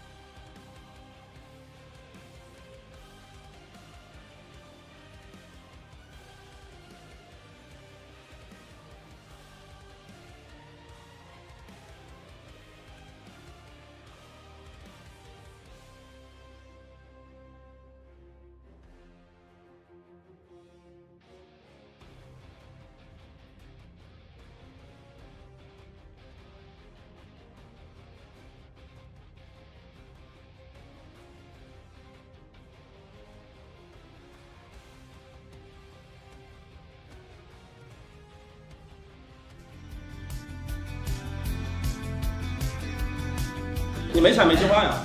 这把我完美的。对啊，突然被开了也不知道。陈德斌上把刚才做的很好，这会儿都躺。左边跟了你好久。上午我他不是那个赛前不是插了个针眼在那儿吗？那个箱子就在旁边。哦，对，肯定在。我不敢开那个针眼啊。对啊，但是就干你了。你再往前走，鼠标点一下应该就死。看让他经验贴了。这把要保持啊。没办法，北川一直说呀。你这一直说我还死了点难，一直在站，突然死了有点难了。你要是不一直说，我有可能会出来的。可能突然想拍眼。对。Welcome back, everyone, to LPL English, your unofficial home for everything LPL. I'm Mazel. I'm joined by Cubby. We've got Kelsey Moser behind the scenes in production.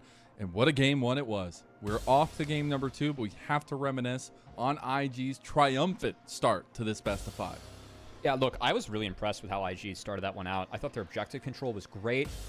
Even like BLG, that becomes kind of scary if they're able to get grubs and force, and we saw them take 3 early turrets. But IG's ability to, like, with that snap engage team fight between the Rumble, the Ana, the Alistar, they had much better objective setups.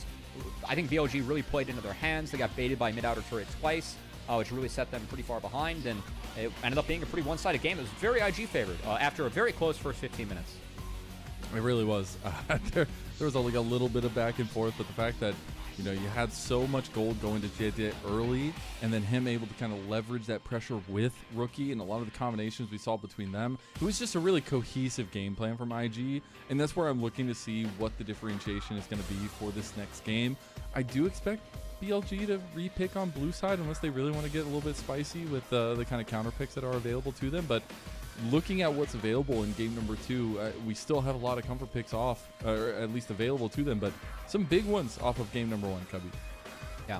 I must admit, in the break, I did catch a sneak peek at HLE Genji, Okay, HLE 2-0. okay. It was pretty huge, you know. My gosh. I'm keeping my eyes on that one. I'm allowed to be a League of Legends fan on here, Marcel. This is the unofficial broadcast, okay? Not while you're on the no. No, it's fine. There are some big picks off the board, of course, returning to this series. I am really curious to see what happens with the jungle matchup. I do think that the 2 champs that we saw are usually pretty lower on the totem pole.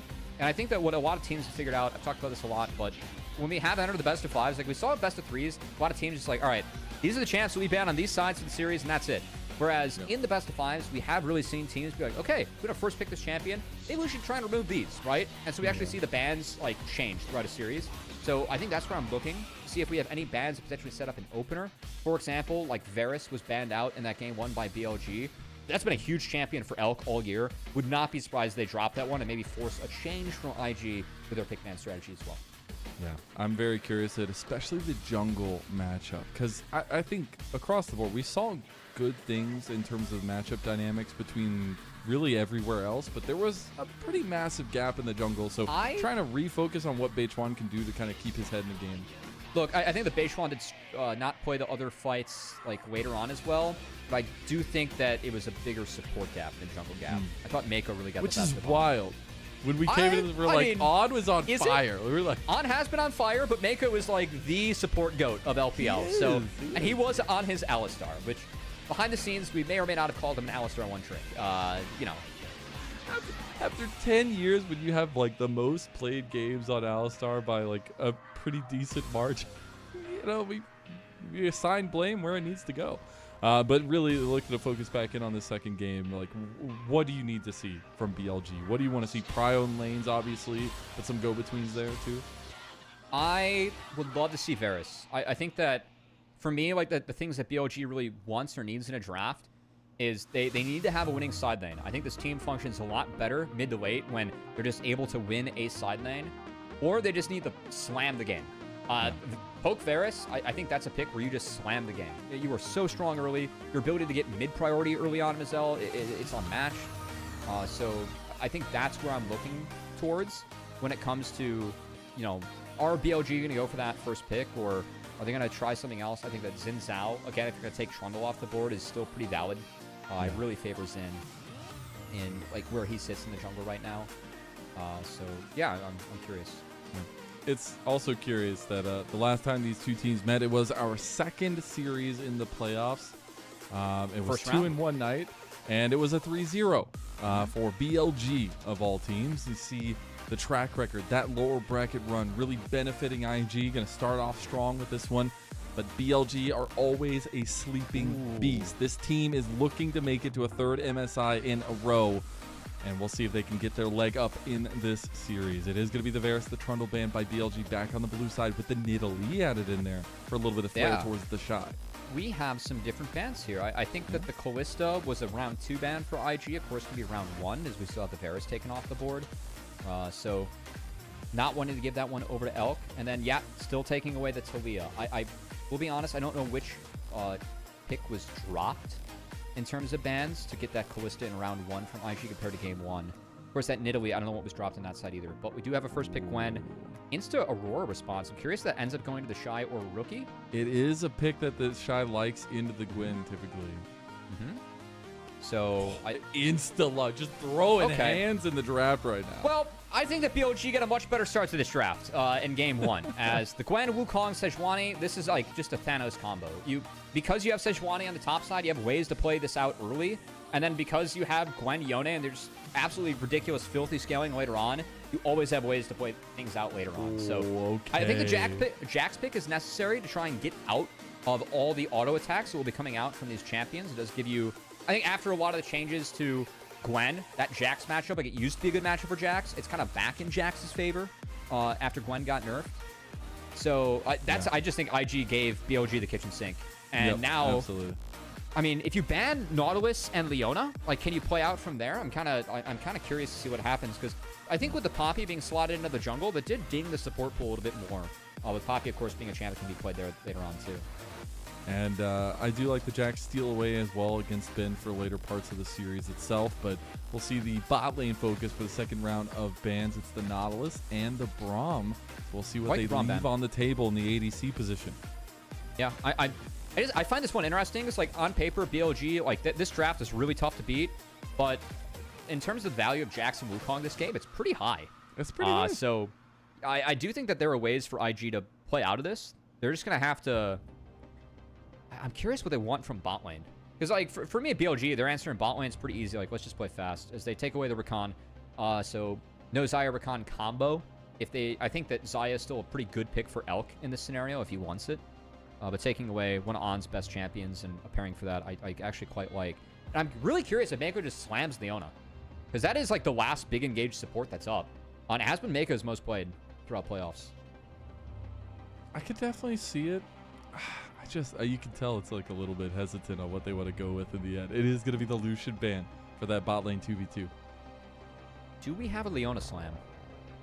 If it is a Leona slam, I think it ends up being like a Renata counter for On.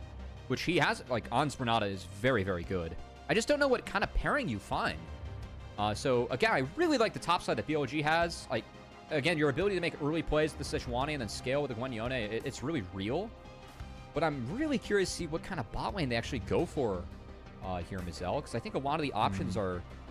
Like, you could run I think a Senna lane might be a good deny. Honestly, like, I like that for BLG. I think that... a Senna would be good, but I don't know what you pair up with a Senna. Or you just slam MF and go from there. Or Kaisa over the top. Like, Jax value goes even higher. I think this is risky. Yeah, I don't know how I like it, but maybe if we get the Uzi skin. Dude, how insane is Xayah or Senna here? I'd actually quite like... I think Shen actually helps out a lot here. I actually really like the Shen. Shen support against kind of OP here. You can get away, or the Q... stun. Obviously, if you drop your W as Shen, you can actually get out of that. And then you give a bonus shield to go in the back line. I actually quite like that. But yeah, I mean, how good is Senna Xayah here? Like, I feel like IG actually feel really good with either of these champions. I think with the Shen coming in, Xayah makes a little bit more sense for me. Your ability to go airborne, try and get out of whatever combo that's coming to you in the back line helps. My only concern is that there is a lot of stuff that BLG can use to try and bleed out that Xayah ult. That, of course, has an extremely long cooldown. Yeah, and it's really difficult once you don't have that to play safe into a comp like this who is just going to be running at you. As we come to the end of this draft, though, I think BLG got what they wanted, and they're trying to take that step forward positively into this series. They did very good. They did. I really like what IG has in draft, though. I think it'll be really hard to find a game where like you feel better as a Wukong, feel better as a Jax, feel better as a Xayah even, and it's not like IG don't have the ability to pull the trigger. I mean, they have a Leona. Like, you can always go in as Mako and Leona. So I think for BLG, it's going to be about playing towards the top side, but everyone on this team does a lot of damage. And I think that as the game goes on, like the scaling of Wukong Jax is really real. And IG's going to have to find those snap engages in those windows where they can try and get big chunks and not allow the DPS to really take over for BLG. Because you cannot out DPS a Gwen, Yone, Kai'Sa if they're allowed to auto attack. But I think there are a lot of ways to actually prevent that if you're IG. So I find this very interesting as a draft. Yeah, and it's a game too where it's either a match point setup for IG or a tied series where we have no doubt 4 games. Both teams know the stakes that are on the line. MSI, a chance at the grand finals. BLG, they're working on their 3rd MSI appearance in a row, where IG are looking for their first finals precipice in almost 6 years. And at the beginning of this year, they were both in very interesting positions. The super team formed by IG, BLG trying to continue dominance, and now we get the culmination of those roads here, at least in the 2nd split. Can BLG turn back this series and get this tied up to 1-1, or do IG start that potential run to get to those finals and find Rookie at an international once again? Game 2 in Beijing kicking off now. The Gios roar.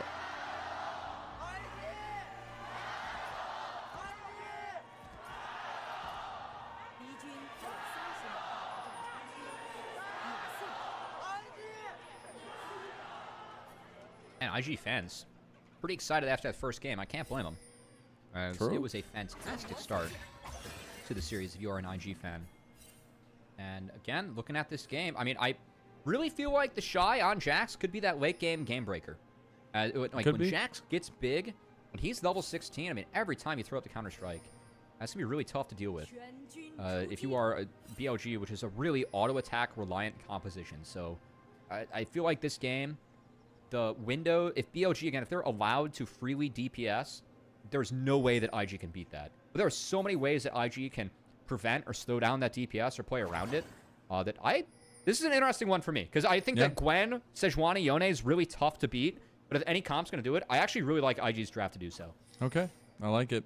Also, just as a little note, like a lot of big steals. Obviously, Gallus Kai'Sa is going to be on the other side of things. Hilariously enough, as well, as we saw when we were loading in, Elk is using the IG skin.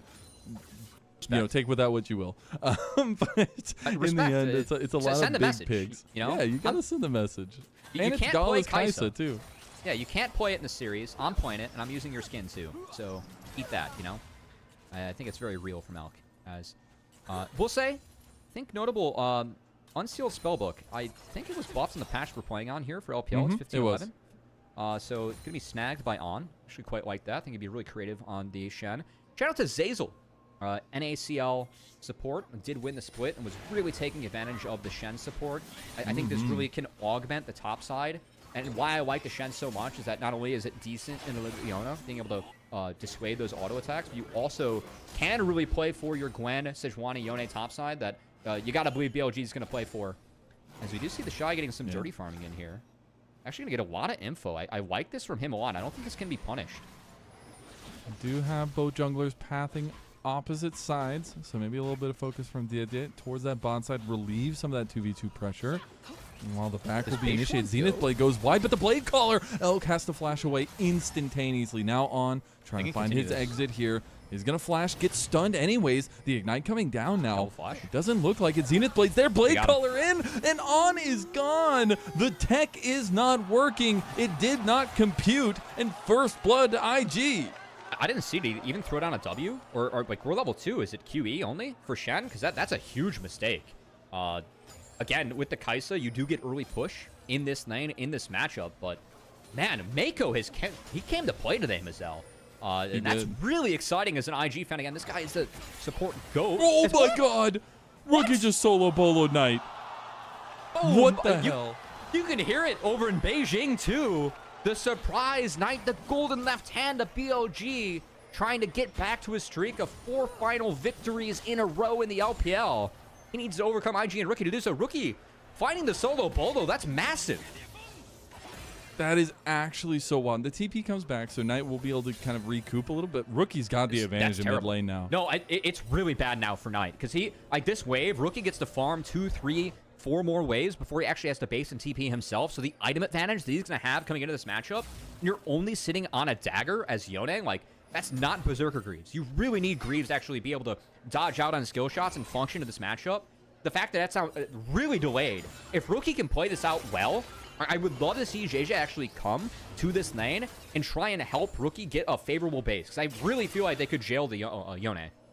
Yeah, they definitely could. And that will be a really hard thing to deal with for BLG. You have so much scaling on the side of Billy right now. And those first, second, third item spikes are really a big stepping point for them. But if you're already down, you're trying to fight this out. I mean, your first item is going to be fully delayed now by Knight.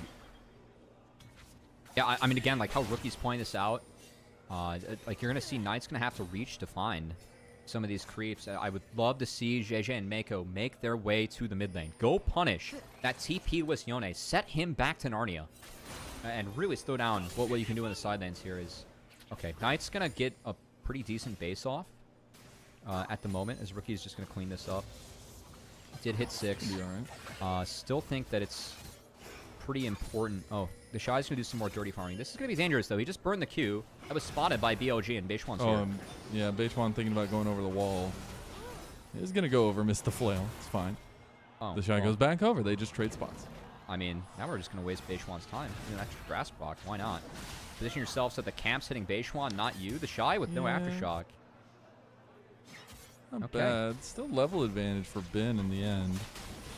Yeah. For now, at least. That's from the wave that he was able to get in. That's actually not that bad for the Shy. Like, the fact that he got that wave, it's now pushing back into him.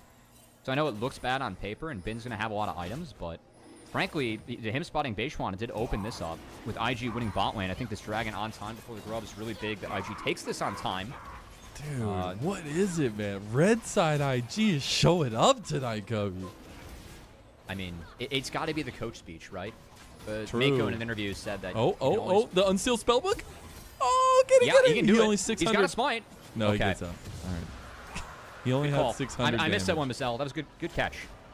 I was like, what is he doing there? And I saw he switched over to the smite. But unfortunately, you just have the basic smite, so it's only 600 in the end. So it's a little bit more difficult. It was creative, and you can see he probably instantly smited the cannon minion to make sure that, you know, you could share that one. At least uses it, you know. He's like, I don't want this anymore. That's a waste of Please get this off my screen. Yeah. Look at the bowling, though, that Rookie's able to do. He's got that early catalyst. He's holding that wave and really making good work of that mid lane matchup. Ooh, they managed to go for Beishuan. Over Beishuan. Yeah. Knight's up here to hover. That's going to mean that the next mid wave, again, he's losing out a lot. Like, whenever Knight moves here to help his topside or his jungler, look at where the wave is for Rookie. There's a lot more creeps on Knight's side pushing in. So he's losing more golden XP. And, man, Rookie putting on a masterclass in the mid lane, man. I've been so impressed by Rookie. I mean, yeah, he did slam Karis in WE, but let's be honest, that's Karis. You know, slamming Karis versus slamming Knight, that's an entirely different story. It absolutely is. I mean, Knight is the most prolific mid laner. He's gone to multiple organizations, found multiple titles across the board. And now in this game so far, in this series, he is being fully handled. As Rookie also going to get the brunt of BLG's ire. Both mid laners taking a lot of pressure here. I think Rookie's okay. He's really respecting that wave, though, because he's going to base, and they're going to play grubs. So, yes, Rookie's going to lose a little bit here on the bot side. Knight was able to pick up most of what was in the mid lane, but Rookie just going to take his lumps and give up a wave, give up a couple plates, and there's going to be grubs going over to IG. The grubs will help them with a lot of that siege potential as well. Some of that side laning pressure. I mean, it's a big deny. I think it's more of a deny than a win this game. Because, again, you're going up against Yone Glenn. And I think that that's going to be a really big... Oh. He doesn't stop. Lon's going to get out. Okay, this means that JJ only gets 2. I think it's going to be a 2-1 split. There's no way that JJ can stick around for this. Because you have Shen up now. So you'd be numbers disadvantage top. So, yeah. IG going to respectfully drop that. And top side of IG, I think the Shy is going to have to be scared. He has given up a lead over to Bin. I think that Bin overachieving what you're supposed to be at in this matchup. So that's a good sign for BLG early on. I think up 20, definitely a little bit more than what I mean. Like Gwen should be up, I think, at this point, but not up 20. But a really difficult game for the Shy, just having to deal with the Sejuani and the Stand United. Do you think we're going to see him play even more respectfully, hopefully, coming up here? Is yeah, they're actually going to try and get him out of that matchup.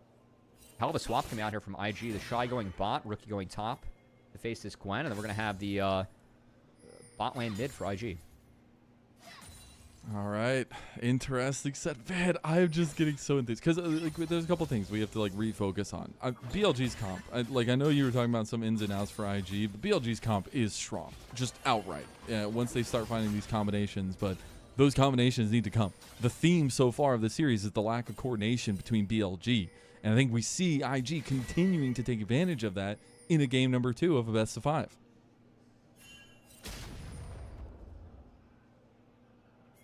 I mean, this is... I just wasn't expecting to be here in the series overall, Marcel. Dude, right? Yeah, I'm really surprised. Just like what we're seeing, some of the trends we're seeing so far. I mean, Mako has been on fire so far in this series. I think that for me is the biggest thing. If you're an IG fan, I know that Rookie's playing really well. No, he just dodged out of both needleworks. I mean, Rookie is playing really well. This guy came to play, but for me, like Rookie's been playing good all playoffs. I think that Mako has been the one where, like, if you want IG win again, we kind of set up that on paper, the solo lane is exciting, right? Like it's very sexy, the matchup that we have.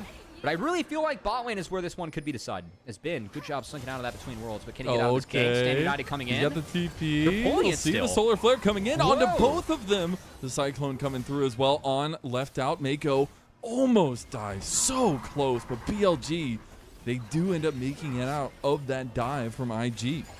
I know blood, but still waves lost and a turret pressured as the Shy very far up here. Beishwan making his way around, but we got a counter strike up. Can we cancel the leap strike? We cannot.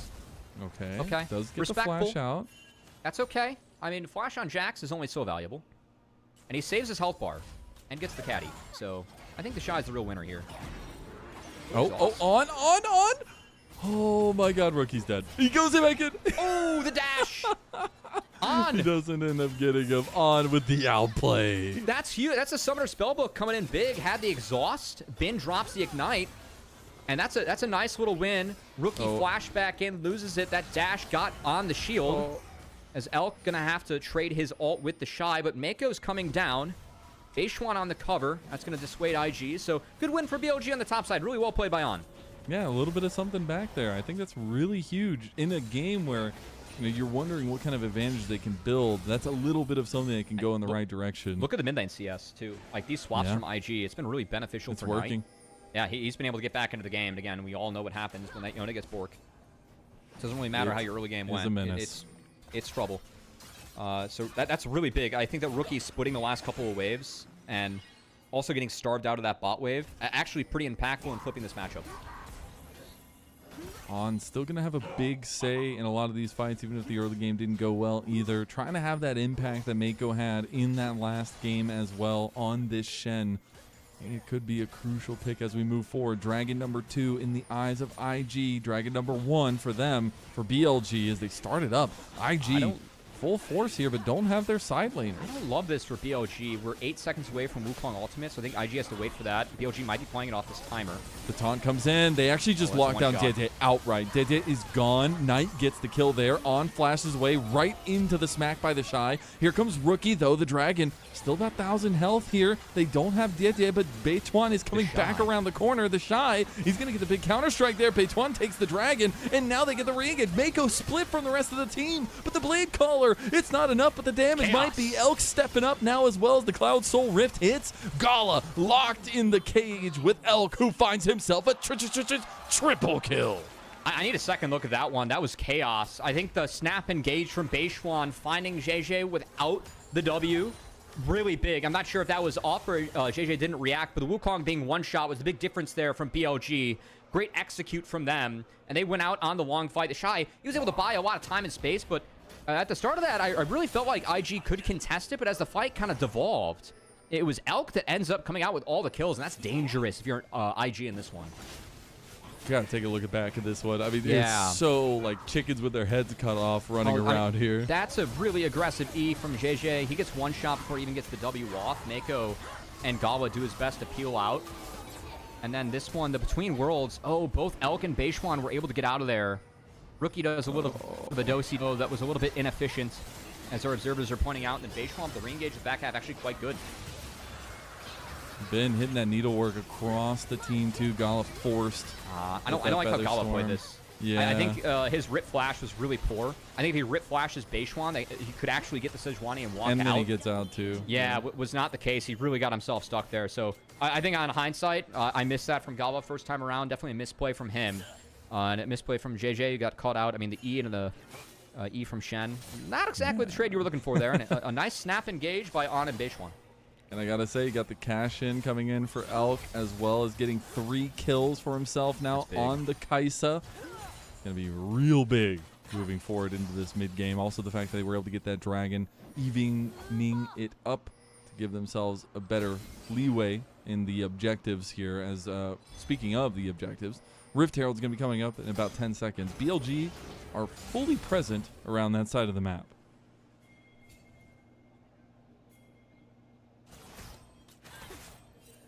Yeah, I'm kind of curious if IG can even answer this Rift or not. Looks like they're not playing for it. As Rookie doing his best to kind of hold this top lane. And man, I really want to take inventory of how Rookie got behind. I know that he was starved out of a bot wave, and then they went for the top play that failed. But he was up pretty big on Knight. Looks like IG. To punish Knight. Oh, I don't know if they've got this United. one. Stan United's coming down. The Shy's already lost half his health. The double knockup comes through, and That's On a goes taunt. for the taunt now. Triple fate sealed as they get the Killer Instinct in too, but it's not going to be enough. The Killer Instinct, rather, being able to help get into the fight, and full wipe of the bot lane play from IG, and now BLG want to capitalize even more. Maybe they take down 4 members of IG. That is an utter disaster. Like, the taunt there, it guarantees you take tower aggro. So I really feel like if anyone starts that, it kind of has to be the Shy with Counter-Strike to threaten. But really felt like IG just so puzzled once they saw the E come out, the Stand United come in. That's 2 dives in a row they've gone for. We're on with the Stand United has completely changed the play. And I got to give big props to Knight there. The mechanics to the 3-man fate sealed after all of that. Incredible stuff, and a level up from Knight here in this series where he got fully gapped by Rookie in that game number 1. And he is the standard for a reason. Yeah, he did some gapping there. I still feel like he was gapped in lane at least. Like his team really had to play around the Yone being weak, but man, he's not weak no more. That's a scary Yone. Ahead of the curve compared to Rookie, who did find that really big, impactful solo kill early on. Did force Knight to miss a wave and TP back, but just not enough for IG to punish. And I really feel like the Stand United from this Shen pick. I was really curious what support they were going to go for. Like, you look at this Leona being slammed, you think On's pull, I'm like, oh god, it's just got to be a Renata game, right? But no, actually able to find the Shen into the Leona. He's been nothing but impactful in this one. I know that he gave up that first blood. That was a bit of a bummer, but from there, this has been really good play. And BLG read this one really well. Nuts. Yeah, I mean, IG really played into this. It is nuts from Knight, but they still fully sent it on top of a Stand United and a Yone that had Q3 and all. And that was not the right decision. J-Twan gonna get the charge in. They do have at least a little bit of help from the Rift Herald there. Won't be able to get the turret in the end. Gonna be moving over to the solo lane though, as Knight trying to take the 1v1 to the side. The Shy stits him down, steps up, and now mid lane BLG want to fight back. They want something. Finds On. Trying to look for his Cyclone play. Here comes the TP. That's double coming through. Rookie and the Shy are flanking, but the TP into the fight from BLG. Ben is in there. Rookie gets wall banged in the inner, at least with the taunt. And now the Shy finds angle on. Trying to take him down, but that extra Knight a little bit now set up as Knight is gone. You don't have that damage, and the Shy, he's big on the Jax now too. The blade calling the flash from Gala. Gets his response triple kill from Elk. Look. BLG just opted into a 4v5. Like, why? Why are we TPing in like that? I'm so surprised. Like, we just saw a play go wayside. The Stand United was down. We do not need to make that play for BLG. Mid outer turret baits them again, and IG finds a really favorable fighting angle for them, and we start to see some of the value of the Jax in this game. Is okay, Knight wants to fight still. The golden left hand about to put a choke slam right into IG. The dragon is gone. They decide not to pull the play. And there ain't no entertainment here. It ain't the WWE, and that TP plus Stand United play is gone.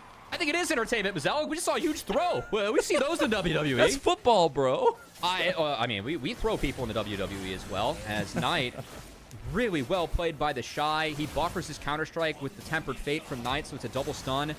And the flash and leap strike over was just enough to survive. He wins that out, able to TP back. And again, this is such a hard force for mid-outer. We do not need to do this, BLG.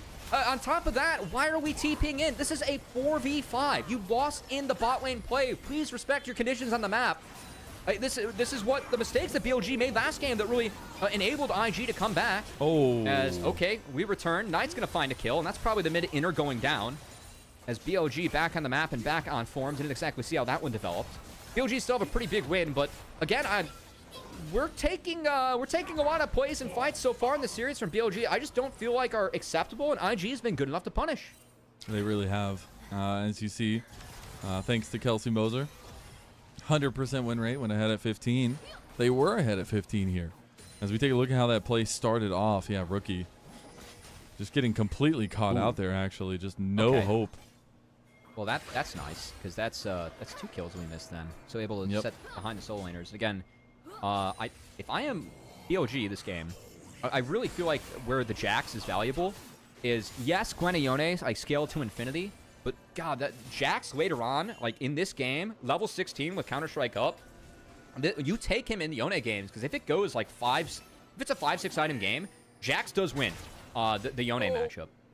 He doesn't exactly win. The Gwen matchup's a little bit more of a skill matchup. Gwen's a terror, but he does win the Yone matchup later on. Okay, they're just going to force it. They have, I mean, Knight is on the flank over here. They have a full-on pincer maneuver. This is a play that we've seen BLG make so many times, but Bin is not here. Beituan is coming around the corner, trying to catch Gala. They're focusing on the Atacon. He's going to instantly cleanse, though, as they try to take this fight. Rookie actually has a little bit of an angle. The Arctic Assault misses. Gala doesn't get knocked up. Meanwhile, the Atacon is still up for grabs. Gala finds the kill. Dede is there. He will take it. Atacon secured. Still a 4,000 gold lead, though, for BLG. And Knight wants to put the finishing touches. The schmoves on this one, and look at him go.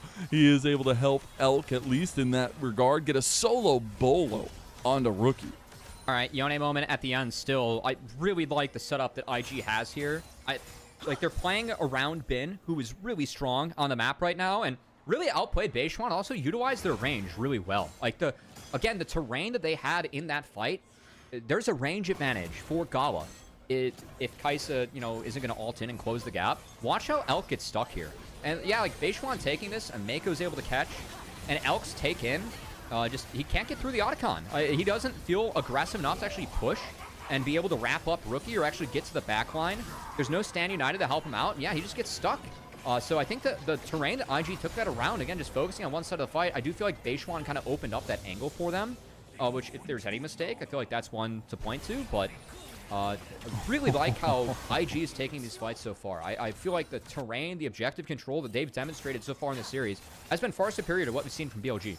Yeah, absolutely, and it's been kind of a little bit of theme developing in this one, but I gotta say, the check-in is nigh. 2-item spikes across the table. We're starting to get closer and closer to that 3-item spike for BLG, where they just become monsters. And we've already hit that for Elk. Gala trying to close the gap. We'll have an Infinity Edge pretty soon to try and match. As I know that, like, on my screen, I see a Gwen, a Yone. I'm like, okay, this is probably the comp that can outscale. I don't want to discount what the Wukong, what the Jax can do. I really feel like I think a lot of fans at home will see Kai'Sa, Gwen, Yone, and be like, okay, this team just wins late. There are a lot of ways that IG can make it so that they cannot auto-attack and DPS, whether it's range, whether it's abilities. I don't think that this game is done and dusted. And yes, it's a 4K gold lead for a team that does scale really well in BLG, and they have control at the moment. We have seen them make mistakes today in this series, and we have seen IG be able to punish. So yeah, I really feel like if this game goes late, this is not a game that's yet done and dusted, which you see Gwen Yone and where we're at, you kind of assume that. Mako has a flash. Caught out here is going to flash away from the Glacial Prison. That's going to be huge. And yeah, I mean, it's just really the thing I love about both these drafts and the way that a lot of this is going to rely on mechanical execution. Both of these teams, we've said from the get-go, have clutch factors. Beituan going to walk straight into a play from IG. But the Stand United will be That's used big. by On. It is the Dragon started up by IG, but this is a little bit offset from IG. They don't have their full frontal No, they're- power they're okay, here. they're okay. Rookie and the Shy do have the flank. Knight's late. They're going to burst it. They're going on the Shy. Oh, They're they gonna go on the the Dragon. Shy. The Dragon goes over. That's Soul Point now. The He's Shy Jax. tanked up all of that. Now they have Jax. the Between Worlds coming in, and Knight's getting BLG. picked on the side. BLG are starting to lose this fight. Ben goes for the needlework now. Elk goes for the killer instinct, but now Oh my he God. fights Elk. What are you doing? They're so split. He's going to get chased down by the Shy, and that is a big nail in the coffin, a nail in the lead against BLG. I mean, why are we engaging on a Jax? Like, of any target to engage upon in this game, I think Jax is the worst person to actually go on as BLG. I understand they didn't have great objectives set up to actually fight the Dragon, but they can be so much more patient. And now they play that out. Play the mid wave, cut them off back on the way in. Play for a better scenario. Instead, they take the conditions given to them. They pick the wrong engaged target, and IG get a free win. And that's a massive shutdown over It's to so split, IG too. from Elk. Like, again, this is a Jax. He Like, counters gets your Counter-Strike entire off, team. He's fine.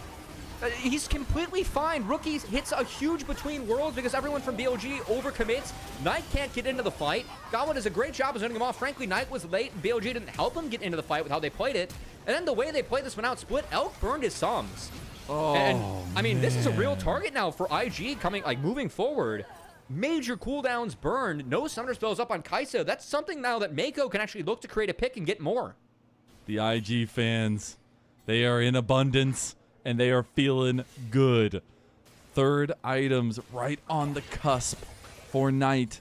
But this lead, it's slowly getting willed away at by IG. What fights we've seen from this team that knows what's at stake. BLG, they've had a tough 2025, but IG, they've had a tough 5 years in a row for the organization. It's been rough. And this team coming back from the grave, it feels like, and trying to put together one of the superstar-studded rosters and make that run to MSI. I mean, talk about, like, returning the magic, you know? Bringing Rookie and the Shy back into the fold. Not to mention the names they put around them. Again, everyone on this roster has won an international championship. 4 Worlds and an MSI, at least, between these guys, Yep. right? I'm pretty sure that Mako might have more. But, like, the pedigree of this team is just, you know, can they find the sauce to win in the year of our Lord 2025? As Can you know, Rookie finally Flaundere's proved make it back It- to international? If Flaundere can do it, Flaundere, of course, they'll meet him tomorrow, the victors of this one, who... Flaundere wrote one of the most beautiful posts I've actually seen from a pro player. I mean, that looked like something straight out of the Players Tribune, old publication. A shout out to them that used to do some Great sports shout out, content. yeah. That was fantastic. But it's impossible to not root for that in that story. But of course, we have to find out who gets to match that story tomorrow between these True. two teams. And Crazy man, that the grand what finals IG is has literally showed tomorrow. so far. What they've showed so far, Mazel, I've been so impressed by them. Yeah. And it's just been superior control. And we have a little bit of a gunslinger battle going on here. Gala and Elk, both big pieces to the puzzle now as well. Speaking of those puzzle metrics that we've been talking about the whole night. Both sitting at 5-1. Both sitting at 3, almost 4 items. See if those really become the crux of these next fights. IG fighting over control. Glacial Prison going to go in. On is going to end up helping to find that first pickoff. Elk has already gotten the kill, One but the CPD. Between Worlds comes in. The Shy finally joins. Ben Danny behind. Knight. Ben a little bit by himself. He gets caught. He goes golden. That's huge, though. And On finds a double taunt. Blade Yeah, Collar. Gala. Instant killer instinct on by Elk. And they clean the fight. A clean, almost ace coming through for BLG as they Now, turn and back to the Baron. I mean, this is what makes BLG just such a terrifying team. That was a beautiful team fight from them from start to finish. Even the find onto Mako, on the Leona. Mako got nothing off in that fight. He gets picked. I think that his stun's really important in a game with so many melees and short range. After that, they force out Gawa's ult. Instant execute from Elk. Doesn't matter that he's down sums. He finds that backline access. And IG just overwhelmed by the BLG comp. And really one of the first fights we've seen so far where that was one that was taken on BLG's terms, not IG's. Yeah, and it was whole-handedly in their favor for this one. Really starting off by Beituan, but the mobility that Elk showed, the kind of forward press that they can have with Bin coming on the flank, the Between buying a Worlds. ton of time. It didn't hit. Gawa takes a lot of damage from Bin here. Going golden is huge because it guarantees that the Shen gets in. They get everything out of Gawa, then Elk. I mean, this is just clinical from him. Saves everything to find the back line. Great fate sealed by Knight as well. And yeah, that's going to make it a pretty easy fight from BLG. And now that lead, it is a little bit different than we've seen before. And BLG's composition definitely playing towards that. And this is, like, in a way, this game is just BLG in a nutshell. Like, it is. This is what makes the team so damn scary, because at any point they can just do that and play that fight where, I mean, look at how unplayable it looks for IG, really off of just, and Mako ate a Sejuani all without W procced. He goes down instantly, and then from there, it's just, like, how clinical they play the rest of that fight out. Like, that is why this team is so feared, not just by LPL teams, but by international teams as well. I mean, this is a team that you do not want to see go international, because the raw skill that exists on this roster, it really is a roster to compete with anyone in the world. They've proved that with 4 out of 5 players in this core. They're going to prove that with Beishuan in the lineup here as well, as a good trigger pull by Beishuan and the team there does net themselves a pretty big advantage. And I got to give props where props are due, right? Like, I was talking about the gunslinger battle, but this game has fully adapted into Elk versus Gala in a lot of ways. And Elk is sitting at 8-1, almost full build on the Kai'Sa in the IG skin as well. But I know Elk has had a triumphant come up, at least. He's always been good for BLG. He's been a consistent, carry factor for them over the last 3+ years. Yeah. But the factor that he has been in these playoffs as of late for this team has been a level up when we've seen some slacking from other members throughout this split number 2. This is a curious one from BLG.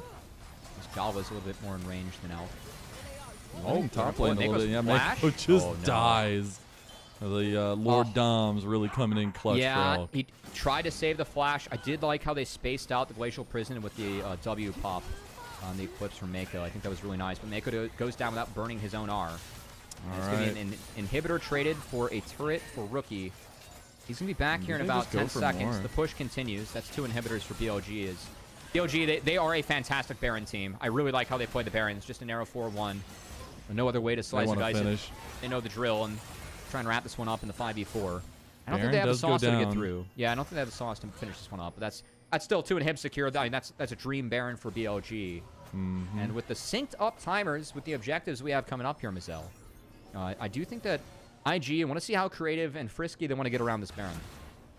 And in 2024, BLG rose to prominence. After a year of 2023 being put down by the likes of JDG, BLG found back-to-back championships for the first time in the organization's history. We did not see that same level in spring of this year, in split number 1 at least, winter I guess technically. But here in split number 2, it feels like it has been a little bit of a more akin to what we've seen from BLG last year. And can you imagine if they win this series, 3 MSI appearances in a row?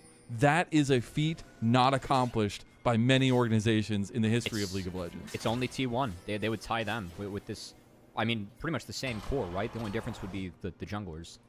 I think they made those MSIs with different junglers every time, or at least different junglers in the roster. That's kind of funny. But it is really. Yeah, I mean, it just, again, goes to show the talent that this core has. The talent that IG is going to have to find a way to overcome. As I think a lot of the strengths for IG in this series, it has been objective control and setups. And yeah, when you're this jailed this late in the game, it's really tough to get out on the map and actually get any of those things going in your favor. But this game really feels like, I mean, I really felt like this series would be kind of decided by the bot lanes. And I think that on this game compared to game 1, major step up from him, as well as Elk on this Kai'Sa. Had a couple of really strong fights later on. We saw Gala get lost to the Dragon fight, and I think the Baron, or the fight before Baron, he played out about as well as he could, but that's a tough one. As Rookie forced to pop the R to get on out of there. That's a tool taken away. As BLG, honestly, just kind of pushing waves and taking jungle camps here, Mazel. This is a pretty quiet game state. I will say that with no camps up, this actually does benefit IG, just keeping things neutral like this. Yeah, a 10,000 gold lead, though, maybe changes that perspective here as Mako. It's stabilized at the moment, you know. Stabilize the ship that's already 1,000 meters under the water. It's fine. I mean, they keep have the air bubble. Galva's at 4 items. It's only a Seekers that's up for Elk. That Seekers can be really big on a Kai'Sa, but still. Jax with Sanya's. That's a really big tool for him. You've gotten to that 3 items that you were talking about. Yeah, I think that the Sanya's, again, can really enable you to you know, just get that counter strike or leap strike back up, buy some more time as the Jax. And I love Rookie's build right now. Didn't want to finish the Zanyas. He hasn't popped the Seekers. He's going to sprint towards that death cap if he's allowed to. If not, he can pop the Seekers and get a quick Zanyas here. QSS on the Yone, though, also really big for Knight. So if they are able to catch the Yone at all, it does have one get out of jail free card. Those little mechanical moments will be extremely important. But Dragon, Soul is on the table for IG, but the Baron is going to be the play from BLG. They just immediately melt it. The Shy does have TP, can join. I'm surprised that IG want to contest this here. They are going to force Bates1 to be a little bit finicky. They're buying a lot of time. Stand United's coming through as they do get the engage there. Decent start. It gets into the pit, but can't get it. That's going to be Bates1 securing. TP secured by Knight as he got the GA, and this game is looking over. Gala going to go with the Blade Dancer combo as well. Going to flash out from Bates1. Here comes Elk. Elk comes through, misses the Void Seeker in the end, but IG are scattered to the win now. The Shy trying to get the big plays now, gets the double, tries to find another exit, but unfortunately will have to burn his flash for it. Elk flashes himself and finds the kill onto him, as now it's Mako being ran down by Bates1, but BLG, they know exactly where they need to go. They've got the postmark, and they are ready to stamp it here as Rookie trying to take down the minions that are about to assault his base, but we all know what we have, and it's a series on our hands, baby. We expect the distance from these two teams in the fight for MSI, and BLG have woken from their mighty slumber. We're going to game 3. Nice game from BLG again. They got that Yone, Gwen, Sejuani draft, one that I pretty illegal to give over. I think if we're going to play any draft into it, as IG actually didn't mind what they had. For me, big difference, though. I really feel like how they played out those fights. I'd be curious to watch it from Gala's perspective, because Gala wasn't able to be effective in the last 2 big fights we saw around the Baron. And I think part of that was how IG played around it. Part of that was Gala misplaying a little bit. But I feel like the 3 deaths that Gala had, all 3 fights, he did not play very well. Meanwhile, easy game for Elk to play. When you have Gwen, Yone, Sejuani in the front line, I mean, you're just waiting to see them get Kai'Sa's summoner spell, or Xayah's summons and tools out. Just go over the top as Kai'Sa and wrap things up. And we saw that be pretty easy for BLG in that one. So I thought it was a really cohesive draft from them. I actually really did like IG's answer, but BLG really good in the last few fights. Just absolutely shut the door on IG. Execution diff, and BLG's 100% win rate when ahead at 15 will stay alive. You know, little thing, little shout out Kelsey Bozer as well. But they were ahead of 15 in the last game. That's all I'm saying. Okay, well maybe Kelsey Bozer we'll take a look. It wasn't counting. It wasn't counting this series so far. In the end, though, it is really a kind of wake up call for BLG in a series that matters. I mean, this is either your split ending or going to MSI, going to a grand finals. I think all players on the Rift know exactly where this series is heading, and I think it's a really big wake up from BLG. I think there were still some moments where you're questioning some of the togetherness, some of the calls, but that's what's made this BLG team so fun to follow, is all of a sudden they just become this titan and become a really unstoppable force. So trying to see if IG's momentum can kind of be regained in this situation, or if BLG have wrestled control of it. They're going to be on red side probably, I'm just saying. Yeah, probably. Again, I think that's like a lot of power picks that are going to be gone after that draft. Yeah. I think that if you tell me that IG or BLG gets that top side, I think they're probably going to win most games with Gwen, Sejuani, Yone. So if you're an IG fan, I guess you can kind of take that as cope. I think if you're a BLG fan, the biggest thing you take away from that, On and Elk had a good game. I did not feel like they really showed up in game 1. They felt a little bit invisible. That game, this time around, I really feel like On outplayed IG. And man, IG got to take inventory. There was 2 dives where they tried to dive through a Stand United, went sideways, and really felt like the whole game went sideways from there. They had one good fight around the Dragon that really feel like BLG misplayed, but BLG got their stuff together after that and gave IG no other windows back in. No, it was difficult in that way. And I do admit some of the plays, like, they looked flashy for IG trying to fight back, but they were constantly at like a 4,000 gold deficit every time. And even if they were trying to claw back, that timer just never came around for them. But this is a really good situation, kind of be a little bit more introspective into the likes of Knight and Bin. We really put a big onus on going into this series. And I think Knight had a better game 2 in the end comparatively to that game number 1. Not as the level that maybe we would expect from these 2 guys, but I can feel them ramping up in this series. Hopefully everyone ramps up this series, Mazel. I mean, we're in for a big one, hopefully. Yeah. Again, I think BLG, need to pay a little bit more respect towards mid-outer turrets moving forward. That's the They go-to. signed up for a 4v5 in this clip. But to be fair, this is one of the last clips where IG were able to find any wins. As it was a big fight from them, but yeah, I think that for me, if I'm IG, I take inventory of the dives and how they play some of those sideline rotations. Like, you had a rookie on Aurora with a lead, and they were not able to find the Aurora versus Yone matchup in the side lane. I know that the Shy scored a solo kill, but Aurora, it really felt like was kind of pushed out of the game because it actually went into the bot lane of BLG, and that lead that rookie had, it kind of went wayward. As this fight was also really well played by IG, I gotta say. Yeah. I really like how they've used some of the terrain in some of these fights, and definitely, again, something to look out for as this series moves forward. I know this is a 1-1, but I really like how IG have played so far on this L. And Me too. I had BLG 3-1 coming in. I thought BLG would be the favorites, but what we've seen so far, I mean, I think that both these teams can, you know, explode impressively or not impressively at any time, right? It can be an explosion of goodness or badness, which makes this series kind of fun. True. But and at the moment, we're seeing a lot of the meta kind of being fleshed out here. I'm really curious what we're going to be, because these teams are known, you know, sympathizers with very random picks, or at least very different picks as well. And I really want to see if those start coming out here in game number 3, because whatever you've saved, whatever you've been waiting to pull out, today is the day. Either today or tomorrow when you're playing lower bracket finals or grand finals. I think it's really important to show and flex the fact that both these teams definitely have some more ingredients in the tank. Yeah, in hindsight, that was a tough one for Gala. I think that That he was tough. might have been able to try and play in the Baron pit because he had a flash, but still, you get Elk over the top eventually, no matter what. And then this one for Gala, I feel like he could have played better because, like, we're kind of in melee range, and we probably should have ulted as the R3 came out as Bin. And then the rip, he ripped while Bin went golden. I feel like that could have been expected. Or, like, Bin didn't react to that. It felt like he ripped while the golden was up, so... Like, if it's a reaction from Bin, we give him a nice play, but Bin was already golden when we went for the rip, which felt kind of awkward. Meanwhile, Elk just playing these fights fantastically. I know that he hit the big Kaisa clip at Worlds last year. He did. And managed to hit a few in this one.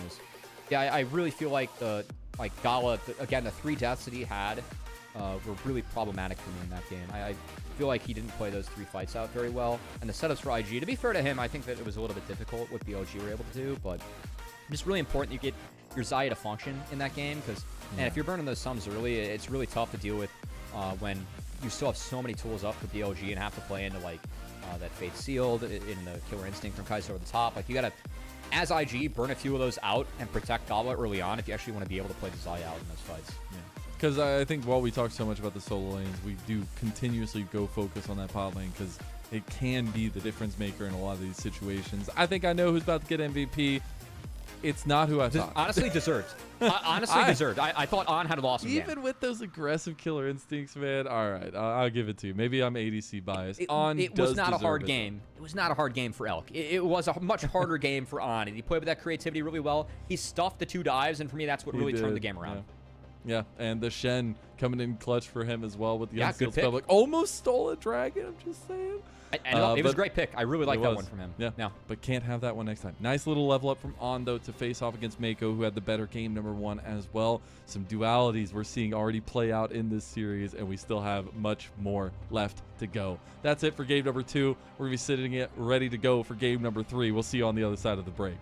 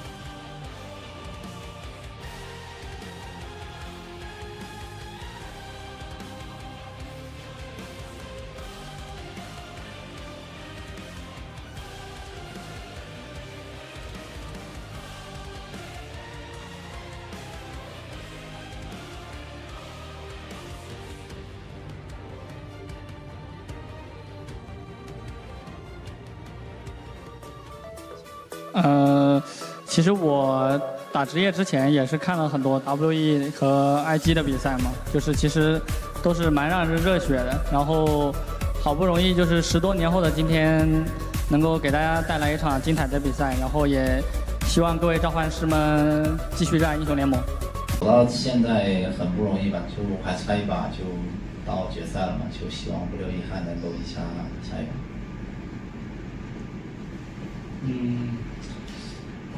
蛮久没跟他在对面打比赛嘛，然后也希望这次能在决赛跟他相遇吧，然后我们一起去决赛。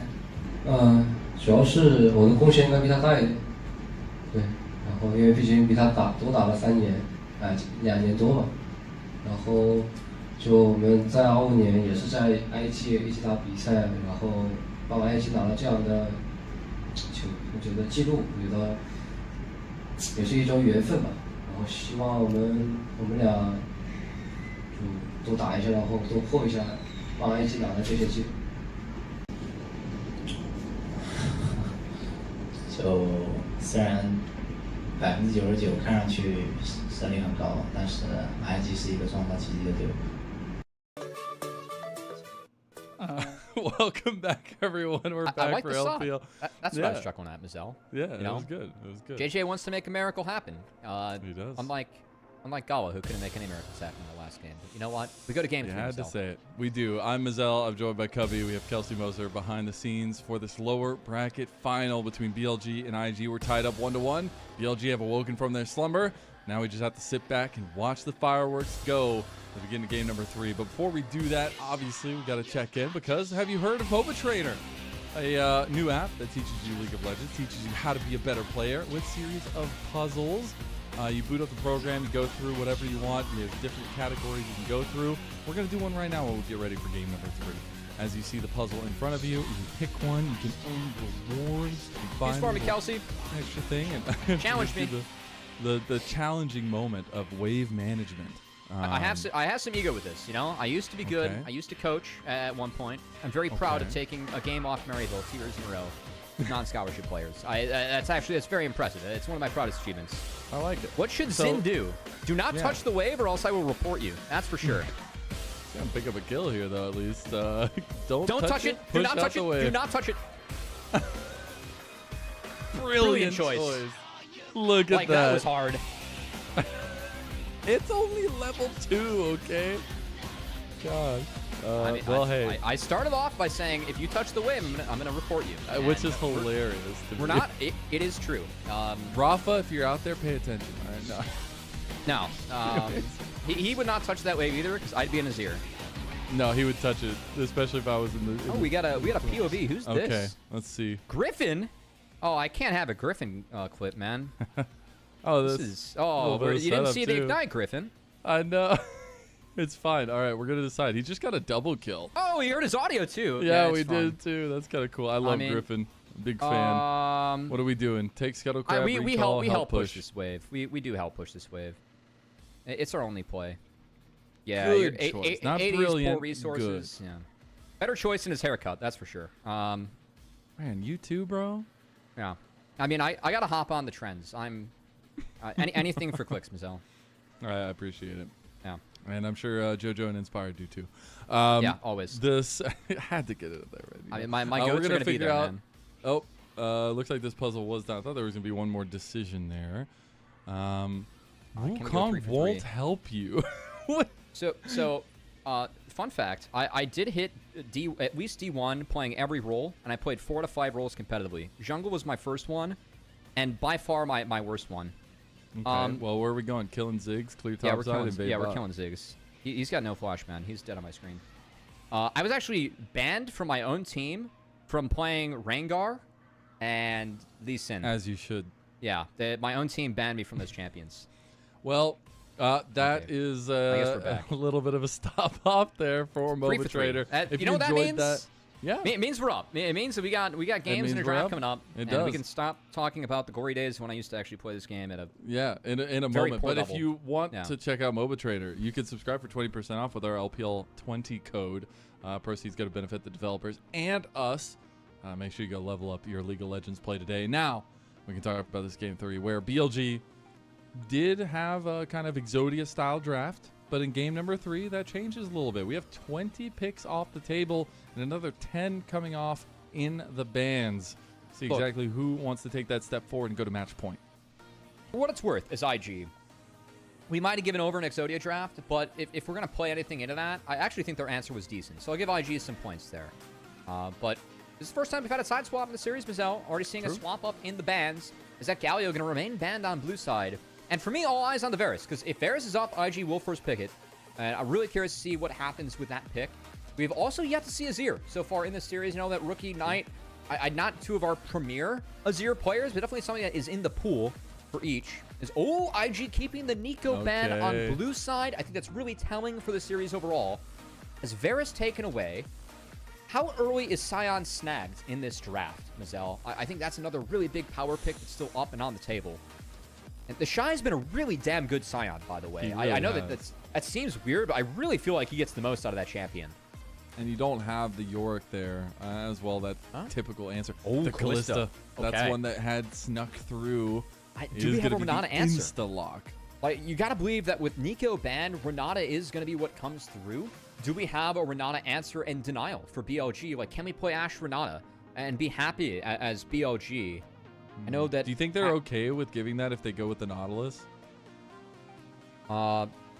Renata's good in the Nautilus. Like, I'm fine with that. Yeah. But, okay, we're going to have Sion, so that's a hell of a pin cushion that Ben can have in the top side. Definitely a little bit of a denial, too, from the Shy. And there you go. There's the Renata ban, or at least steal away. Kind of the mini ban towards IG. So now you got to think what you're going to grab for that 2v2 matchup for IG. Where is Xin Zhao been? If I'm IG, that's what I'm wondering, man. Let's just slam Xin, man. Let's start playing with that. I think Zin's a pretty decent champion into Callista too. As, oh boy, Nidalee did make it through, and I think that's going to be a Nidalee top for the Shy. It was banned away in last game. I mean, it will be locked in. He's the one to do it. He's really good at it. And he's really good at it. I really feel like, I mean, the bruiser items on this champion, like, it actually makes it legit. Like, this is not a troll pick. You do significant damage later on as Nidalee top with those bruiser items in the state that they're in. So the Shy going to be looking to kind of play around the Sion. I think that if I'm IG, I still need to find someone to actually catch the engages from a Sion. And at, like, support pool, we're kind of running out of those supports. So I would love to see a Braum ban as BLG. I know that Braum kind of sucks in a Renata Ashe, but I do think that Braum is actually support that you can play to catch a Sion engage, and it unironically synergizes really well with Callista. The Xin ban for sure. I like that one too. Yeah. I think taking away 2 junglers is perfectly fine here. Meanwhile, if I'm IG, just take away a couple mids that you want to face as rookie. Silas already off the table. Man, there are a lot of mids down, actually. That there are. He's pretty happy with. What else? I think a Kali ban really warranted, actually, right now. Please take that away from Knight. Take it away from him, Please take it away from Knight. Yeah. It's cool. A little bit of throwback as well. Go back to the glory days of IG as well. I mean, obviously, the Shy's always been known for his little Nidalee antics, but when Rookie was back on IG before, especially in his last splits, it was really heavily reliant on his Azir gameplay, and a lot of times setting up for his team with those Emperor's Divides. As we see that Akali does end up getting banned, that Skarner is going to join the ban table yet again from that Game 1 ban that BLG put down. I'm fine with that. Actually, you know what I have liked that we have yet to see really make an appearance in the series, Mazel, is Pantheon. True. Pantheon's been invisible, and I've been really against Pantheon. I think Pantheon's been being taken way too early in drafts. For me, like, yes, you get the globals and the point and click. He's really good in the skirmishes, but I think he needs a lot of conditions to actually be good in team fights where he can be really strong. He just needs the ability to, like, auto attack, get his abilities rotated. We have yet to see Pantheon make an appearance. I could really see Pantheon being picked up here for IG. I think the ability to play to both the Nidalee and the Azir is actually quite good for them. Yeah. So wondering if Beishwan wants to take it away, or if he sets up for something like a Lilia.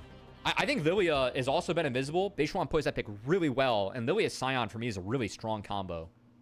Do you steal away the Pantheon, or do you go with the Vi? The Vi has been a quintessential kind of setup pick for BLG, but they go with the Pantheon. So Beishwan going to be on the kind of aggressive trendsetter in these game number 3. Do it. JJ's Jarvan, I mean, he won Worlds on this pick, right? This is his skin, no? I thought that Jarvan would really make an appearance in Fearless in these games 4 and 5, because sometimes, I mean, having the ability to play around these flash timers is all you need. And I think that's exactly what IJ is talking about. I would love this pick. You play for Ashe Flash, you play for Scion Flash, you force Knight to take a mobile mid, and a lot of those mid laners are missing.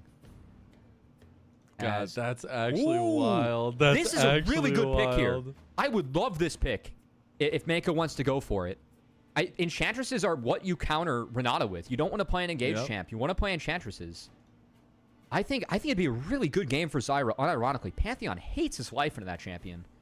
Hates it into Soraka, too. Okay, I love it. I really like the pick for Mako. I think that Azir Jarvan can make for a pseudo frontline that's good enough. I really think that Knight's answer should be LeBlanc. But it's going to be, okay, it's going to be Victor. So, a real team fight core showing for BLG with the Ashe Victor. I mean, having to get through those throws, but man, you're playing right into the hands of what you want to do with Azir J4, which is burn your flashes and play around those timers. Because the flashes are down, it can be pretty deadly. And these silences from Mako against such immobile targets with the get out of jail free card from Kai'Sa, also trying to keep people healthy enough to maybe avoid the passive from Pantheon or be able to walk through Victor spells that do a lot of chunking and a lot of damage, but don't have the crowd control. I really feel like IG can play out and around this draft. I actually like the angle yet again for IG.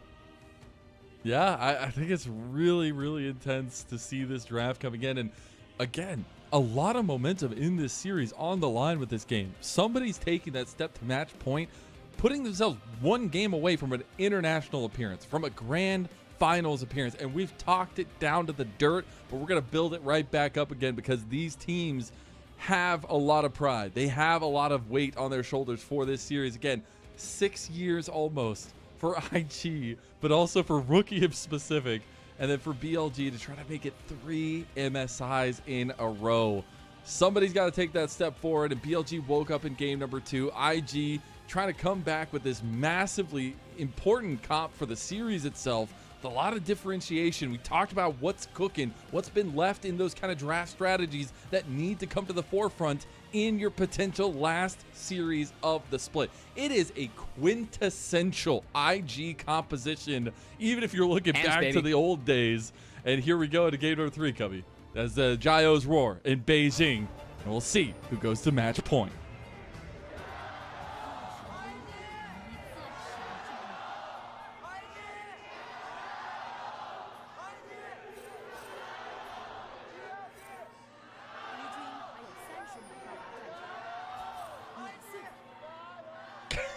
A lot of IG fans. The IG guy just doesn't stop. He just keeps going. I respect it. It's what fans are about. You gotta give the chance for the BLG squad. Okay. Come on. So, a couple ideas / concerns here as we get into the draft. First off, I think Elk taking the Ghost. I really like this pick this game.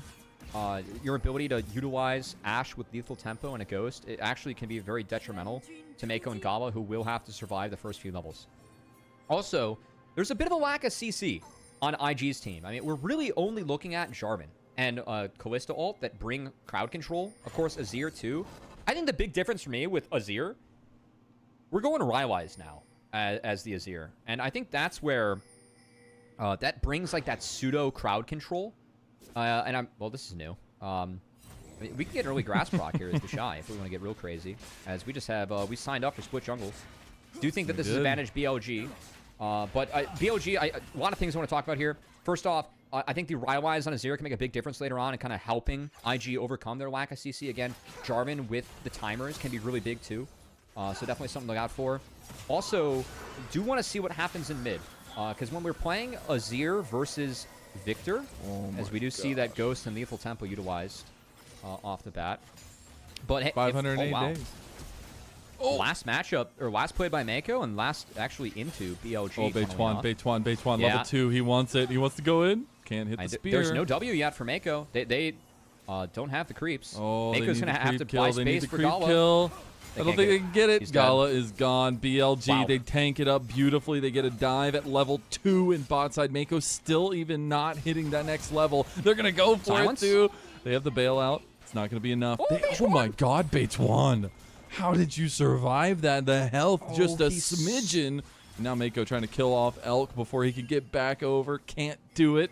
And BLG's bot lane will strike first. Yeah, so this is my thing, though. Like, what happens mid with Knight's Flash? I think Knight's Flash so damn valuable this game. As JJ, I like his response here. Of course, using the Ambition skin on the Jarvan. Respect. Shout out to one of the GOATs. One of the best rule swaps we've ever had in League of Legends. If you remember Ambition mid, you're a real one. But this Jarvan, at least going to snag a camp away. But, man, great start for BLG. Again, the first few levels for the Soraka really tough. And BLG utilizing that Ghost Lethal Tempo Ashe really well. And setting up that dive. That's good stuff. And I just love seeing Beituan be active with the team, right? Like, we were questioning what this pickup was going to be like for BLG, even though maybe we shouldn't have, because every time they sub out the jungle, they end up finding success. But, I mean, in that game, we're like, okay, what happens with Beituan here? We were talking about the solo lanes playing around him, but really, I mean, he's going to have a lot of say in this with the Pantheon being that frontal engage. Swap already. The Shy, of course, has push up here. So they're going to... I'm curious if they stick around and try and actually dive in. It's at least going to get Demolish proc, but again, the Shy really waiting to actually return to his lane. And yeah, the swap pulled off. I think helping... I like this for a few reasons. One, you're going to see JJ, he's actually playing for the respawn camps. Keep in mind, he started the enemy Raptors. So getting the second one is actually a nice pull. Beishwan, of course, is going to swap, but I think if they kept the lanes the same, then BLG could have easily dove the IG bot lane again. So I think that the swap they have here is actually really helping to protect Gala. And yes, it's going to give some plates over, but I think the Shy uniquely, kind of like Sion, actually pretty happy in a 1v2. You have a way to farm with range. You have some heals. You have some mobility. Like, this is not a bad situation for the Nidalee. So I really feel like IG, appropriate response to what was a very hot start from BLG. What could continue is Beishwan was using a little bit of fog there. Yeah, he's like, nah, I'm not going to walk in there. I'm not going to do it. Though the Shy might be the focus now. Ambulance Mako helping out in the mid lane.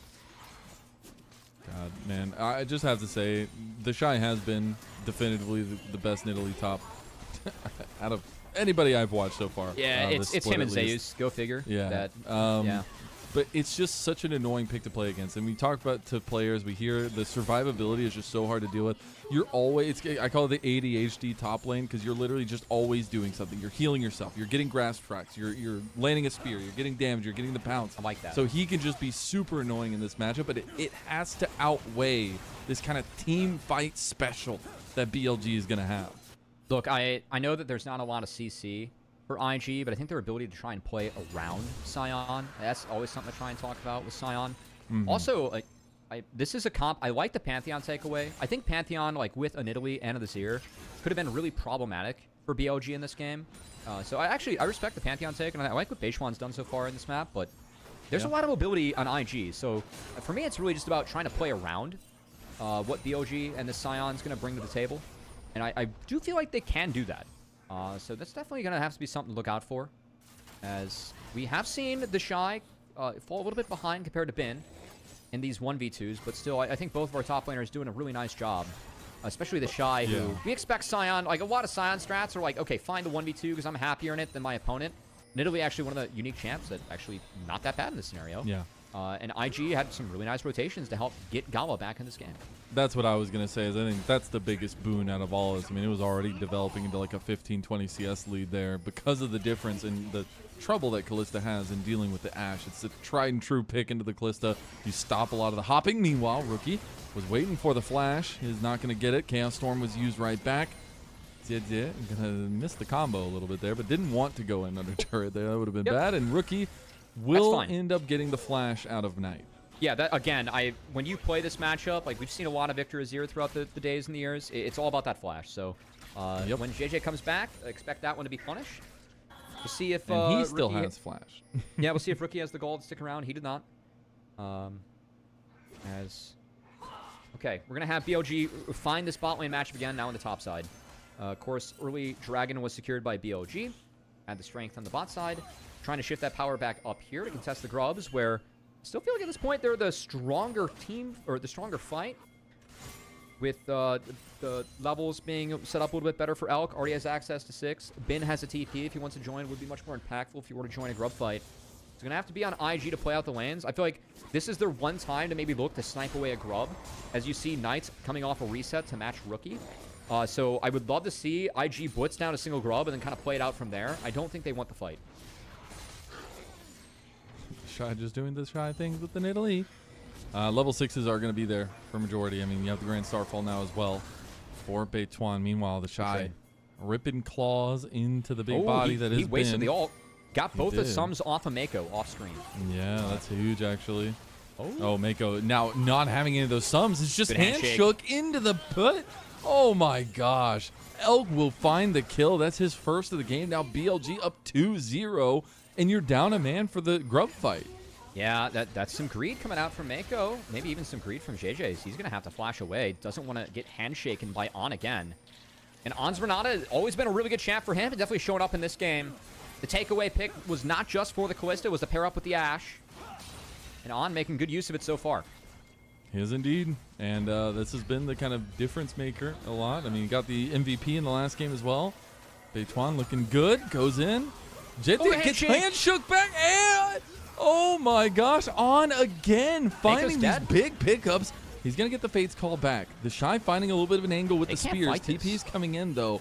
Ben is going to be massive in this fight. That pin cushion setup. They want to try to surround him. He still has the shield. He knocks up Mako. Mako still doesn't have any spells. Gala's going to be forced to cleanse and flash from Beituan. And now Ben goes down in the end. A rookie who has just been free fire. Dude, IG somehow won the long fight. I did not see them being able to take this one, but the Shy can Soraka continue to chase. Rookie has all Ons down. What else can they get? Another one. Oh, that's a double kill for Rookie. That's a big setup for the mid laner. 3-0 now overnight. And Knight's build. Looks like he's going for the Roa, which is a little bit slower of a build on Victor. So Knight will be here to clear the waves, but man, IG, like in the long haul, actually able to take away one grub, able to win the fight, and a lot of kills on Rookie, who was really massive in that game one. Dude, how does Mako, we're going all the way back. After these plays, Mako still makes that massive play. I mean, this is a really good escape from Mako. Just the mistakes walking back in. Like, if you're IG, this wave's coming to you. Just respect it. But Mako walks all the way up, catches one slow from Elk. That's enough. Yeah, it's enough to send On in. And of course, No Psalms was trying his best to sidestep the handshake. Oh, we actually are going to see a so this here. was the play. See, he just took advantage of the no flash. Didn't even have to use his. Did he get a kill? He did? Rookie! Let's go. 2 games in a row with solo bolos. I missed that one. Yeah, because we came back into the fight after. Yeah, I thought Knight was just cleaning up. Okay, IG. I mean, this was a ballistic fight from them. I think really just leaning on the ability to long fight with the Nidalee and the Soraka. I thought it was crazy they were walking past the Scion like that. But honestly, we were able to hold. Like, they were able to create space for Rookie and Gala, who were quite low. As Knight, no flash. Special. I don't know, though. Rookie doesn't have much damage here. Rookie can't get the damage in. Finally misses. Everything going wide, but he still goes down. It's the 1-for-1 trade. A solo bolo back for Knight. Oh, a little greedy there from JJ, of course, was trying to get out of the gravity well, but delayed the EQ to try and get out off max damage and max, time tanking the turret. Not quite able to pull it off with Rookie. They do clean it up in the back half, and they do get Knight's flash again. I think that's significant. Because, again, they can keep on making these plays onto the Victor. And that play, BLG, they did already secure the feats because their objective control early on. If not, that could have been a first brick going over. I mean, it doesn't matter in the end. Like 4 kills for Rookie. He got a ton of plates there in the end. It's 11.5 minutes in. He's got his first item going on. Oh my God. Like, he is massive here. He's 1,000 gold up. And you have to recognize the story, the history of this guy and what he can do. I mean, for me, yes, it's that thing, right? It's Rookie versus Knight, but it's also just what happened in game 2. With Rookie finding that early solo bolo, not quite able to convert it. I think the rotations from BLG were really good in helping Knight get back into the game. I got to give the same credit to IG in this one, though. Their rotations have really gotten Gala and Mako back in the game after that split map start where they got punished. Still now no with how flash. fed Rookie is, he can play this one undeterred. Really, again, if you have a hover, which Mako's doing here, Victor cannot play into this. There's no way that Knight can do anything. You just don't have agency as Victor. You got to do your best to clear the waves and play from there. Oh, they got it. They got a Grand Starfall in. Oh, God. Rookie is overextended now. He's going to try to get a play out. Nice shifting sands to get to victory. At least lane. Enchanted Crystal Arrow is going to hit him across, though. Hostile takeover won't, though. But that Enchanted Crystal Arrow will seal the deal. And Knight will claim the kill onto Rookie. It's a team diff, baby. I thought that was a beautiful escape from Rookie, but the ECA from Elk was even better. as froze Rookie in place, got the shutdown into the right place too if you're BLG. His Knight picks one up. That's going to be a Roa when he gets back into the base. I do think, Mazel, I like how you're talking about the Rookie being fed. The sooner we get a Rywise Crystal Scepter in this game, I mean, that is just a game-warping item on the Azir. Your ability to throw the slows out in the fight, and I always like to say, if you're a long-time League fan, we have fully reverted back to Season 5 Victor, right? Or Season 5 Azir. Like when Azir came out and debuted, it was WMAX, Nashers, Rywise, always, right? We have fully turned back the clock there. Oh, tries to get the flash handshake predict on, Reaction. won't get it, and that will be the flash burn by the Shy. He's just going to base and maybe TP back Get from Matters. in, TP's going off Mako. cooldown. I mean, you've got Knight right here behind. They don't know just yet. They will now. play They first realize kill. they can maybe step up for this. Has to go through the gravity well. Will end up going the way of Beituan, though, so he will win They the get a smite break off fight. this. Yeah. Turret goes down, though. Yeah, it bought time for Rookie, so not all bad. I like the look from JJ. It's optimistic, but I think appropriate, given there was just 3 showing bot. And Rookie will clean up this turret, so first brick secured. And, okay, replay is coming in. I did really like how Rookie played this one out. I think that we're a little bit far up, but of course, tools are coming out. This was like the one escape angle. Really good silence from Mako. It roots Beituan, so he couldn't instantly What an arrow, catch man. Rookie. And then this is just beautifully placed. Rookie's I mean, stopping to auto. Oh, no. no complaints. It was the right time to turn. I mean, he's got Emperor's Divide coming off cooldown. You can see right as he hit the gray screen, got access to that ult again. But at the moment, access to Rywise Crystal Scepter, sub 15 minutes, that's really significant. And again, I think really warps how this game gets to be played. Because IG lacks crowd control. But now you're throwing a slow out. I mean, this is like a built-in Ashe, though, right? That you have on Rookie now with the Rywise. I think that really changes out how this game plays, because it is on IG to close the gap. Going into the Victor plus the Ashe, they have a bunch of tools to do so, but man, if BLG mispositions, like the ability to punish off of just having a Rywise for Rookie, I think it's really real. Yeah.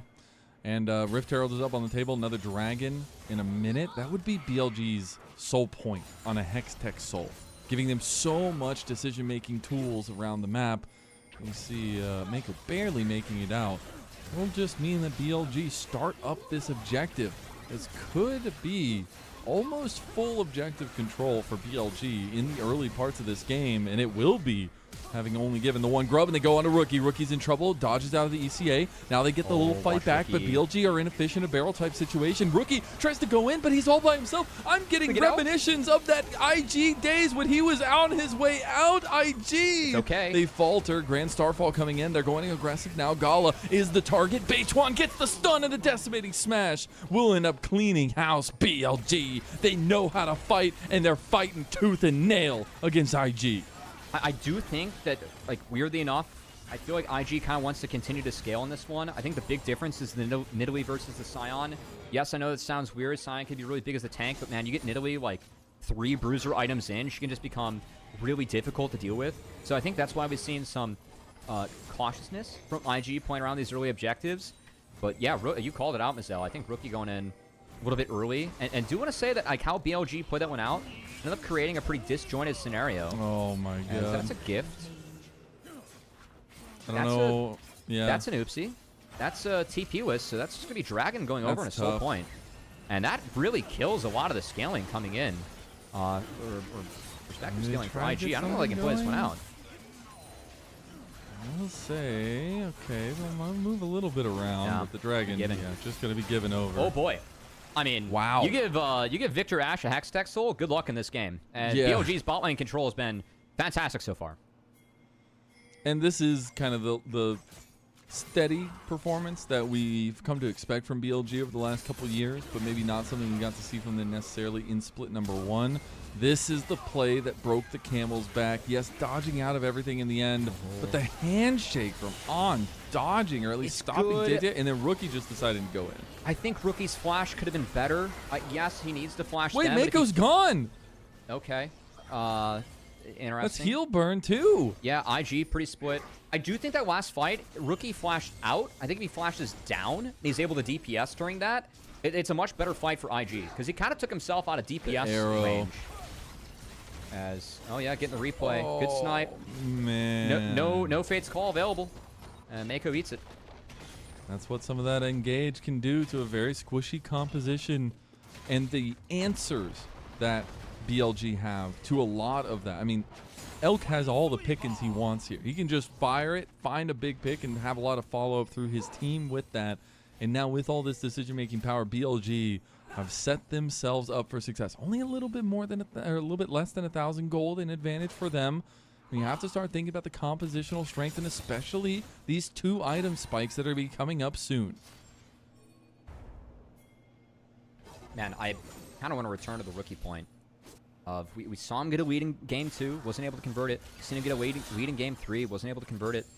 I think he could have played that last fight around that Rift Herald better. And also the Shy, I mean, we had some focus on the solo laners. Of course, this is his Nidalee. But giving over that freebie on the cross, the transition was not the same cleanliness that we saw at IG that got them that pretty dominant game 1 victory. And I gotta say, I didn't want to say this, but this is like a little microcosm of what has held Rookie back in the last 5 years. I mean, you think back to all these rosters that Rookie has been on. I mean, he was on a cream of the crop top esports roster with Jackie Love right beside him. They were not able to find success. It was one of the most heartbreaking losses I've seen from a guy that has had such high highs. And you look to the V5 times. You look to an undefeated split that ended up in tragedy in the playoffs. Nothing has leaned right for him, and a lot of the situations, I would say, do fall on his shoulders. So trying to find that come up here in this series where it's do or die against BLG in this best of 5, you gotta expect that experience comes to play here, but Knight traditionally just has Rookie's number. I mean, to be fair, Knight's had everyone's number, really, since he joined the LPL. As again, I think that 4 domestic title streak over 2 years in 2 different teams is just so ridiculously impressive.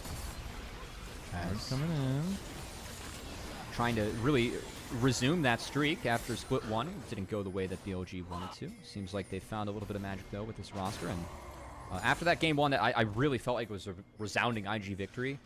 This is a comp where BLG, they have the capability to really bring a lot more control to the map. They've made great use of it. I think the biggest difference for me, On has just been really on point in the last 2 matches.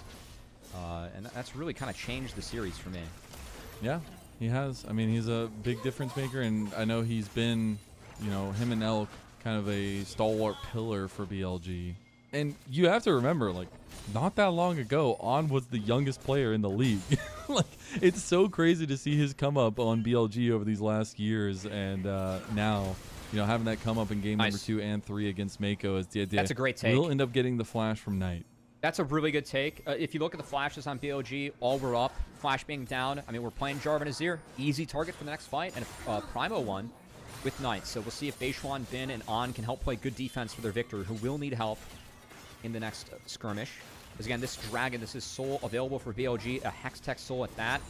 You gotta believe this is all hands on deck scenario for IG. There's no way that you can let this go over for free. If you're down a Hextech Soul for the game, I mean, that really makes this a 2-1 over time. I'd be very surprised if IG can overcome that. You talk about the slows and everything in between. Oh, oh no. Mako. He just gets all of his health chunked from him. Healed down as well. And the snipe from Beituan. He gets the spear to the heart of IG. I mean, no support before the Dragon spawns. Mako and Gawa split again. No Fate's Call available to even save the Soraka.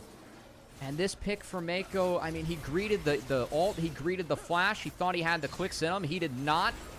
He'll be back up in 10 seconds, but BLG get to burst this down, and we'll see if JJ can find some heroics here. That's a Hextech Soul. JJ needs the steal. He's had them before. He's done it before. Beituan, the new piece to the puzzle here. Can it be enough? The hostile takeover dodge out. JJ get in the pit. He doesn't get it. Beituan secures it with his smite, and that will be BLG taking the front of the fight. The Shy is off the side. Beituan goes for Gala. Gala's all by himself, flashing, dashing, trying to cleanse, but he can't do it. Pin cushion, nothing. As BLG are wiping the floor here. The Shy tries to get one back. Mako is back in the fight. Rookie trying to slow down, but that's not nearly going to be enough now as well. As BLG will find Mako. 2 deaths in 1 fight. BLG completely destroy IG. Man, I mean, IG, the last 2 Dragons, the setups have been botched. The Shy went down early. Mako went down early. And now you gave over a Hextech Soul to a Victor Ashe. Good luck. I think that's game. I don't know how IG can split themselves out of this one. I really feel like this is like 85% chance win percentage now for BLG. As Mako. Man. I mean, he healed out. He has ult. I know you got to go back and like you want to come back at full strength, but you can't die. Yeah, you can't die like that. And dude, Beitwan, you're my goat for that.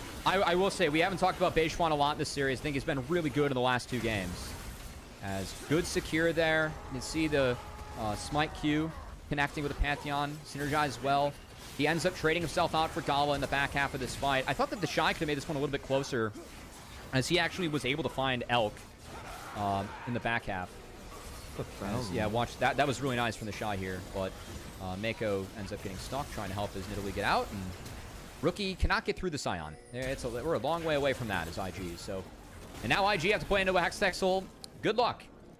Yeah, it feels real bad. I don't think 3 items is going to save them this time around, and it is real tragedy to see kind of that wind sucked out of the sails of IG, but maybe trying to put some wind back into it. Allen getting low, but here comes the unstoppable onslaught as well, and Rookie just gets completely taken down too. Gala is on the back line, but trying to save himself. Mako can't heal him enough, and that Chaos Storm, it's cooking, it's growing, and it's Arcane Season 3 LPL edition here. But BLG will just run IG down. That momentum from game number 1 has nothing on Billy Gaming. They want that 3-time MSI appearance, and they will look to be 1 game away from that here, as this lead has just gotten way too far out in front of IG. Knight gonna be able to take down the Cougar and get himself a nice pelt to take home. Yeah, Mako did walk out, but the full send from IG doesn't connect there. I thought it was a decent start to the fight from Rookie, but again, Rookie caught out, as that 4-0 Azir was not able to convert the lead that IG needed it to convert.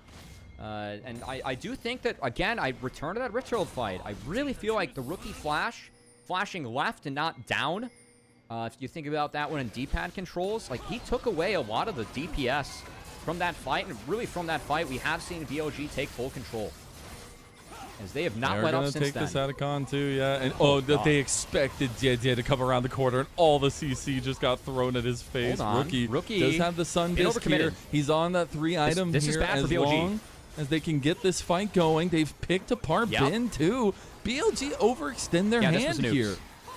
You cannot walk through a Rylai's Azir like that. Even like regardless of the turret being thrown down, Rookie did a nice job of holding the line. And now if you're IG, it could be a comeback Otacon, but why do that when you can find a comeback Baron? And we'll see if Beishwan can show some heroics. I think Beishwan's been fantastic this game on the Pantheon. Doesn't have anything, but maybe trying to find a way. He has to walk all the way around. Into the sec. Hostile takeover coming across. Beishwan tries to steal with the Q, but it's not going to be enough. Now getting taken down by the Chaos Storm. Not going to go down just yet. Oh, takes the long way around. Tries to get back over to the Sun Disc. There is no Sun Disc there. BLG can absolutely chase this one if they want to. No, start Otacon. Just hit Otacon, brute force it down, force IG to play the bot side. And this makes the 4 dragons they already have stronger too. So I think it's a huge pickup for BLG. And yeah, really no choice for IG here, except I say that and Rookie decides to distract him with a TP. Oh my gosh. Rookie. Hang on. BLG might have fallen for it. He's cooking. He's cooking. They're trying to take Otacon now. He's a Knight Rookie 1v1 happening in 2025. The Atacon goes the way of Beitwan in the end anyways. Knight is handling Rookie on the other side. Grand Starfall's coming in. JJ has no way. He stuns up Beitwan. Got a big Q flash, but no, it's not nearly enough. The Shy goes down in the end. It's still the 1v1, and Knight gets his solo polo in return over Rookie. Gala didn't have the rip available. I thought I could take down Beishwan, either threw it out during the E of the Pantheon or didn't throw it out at all.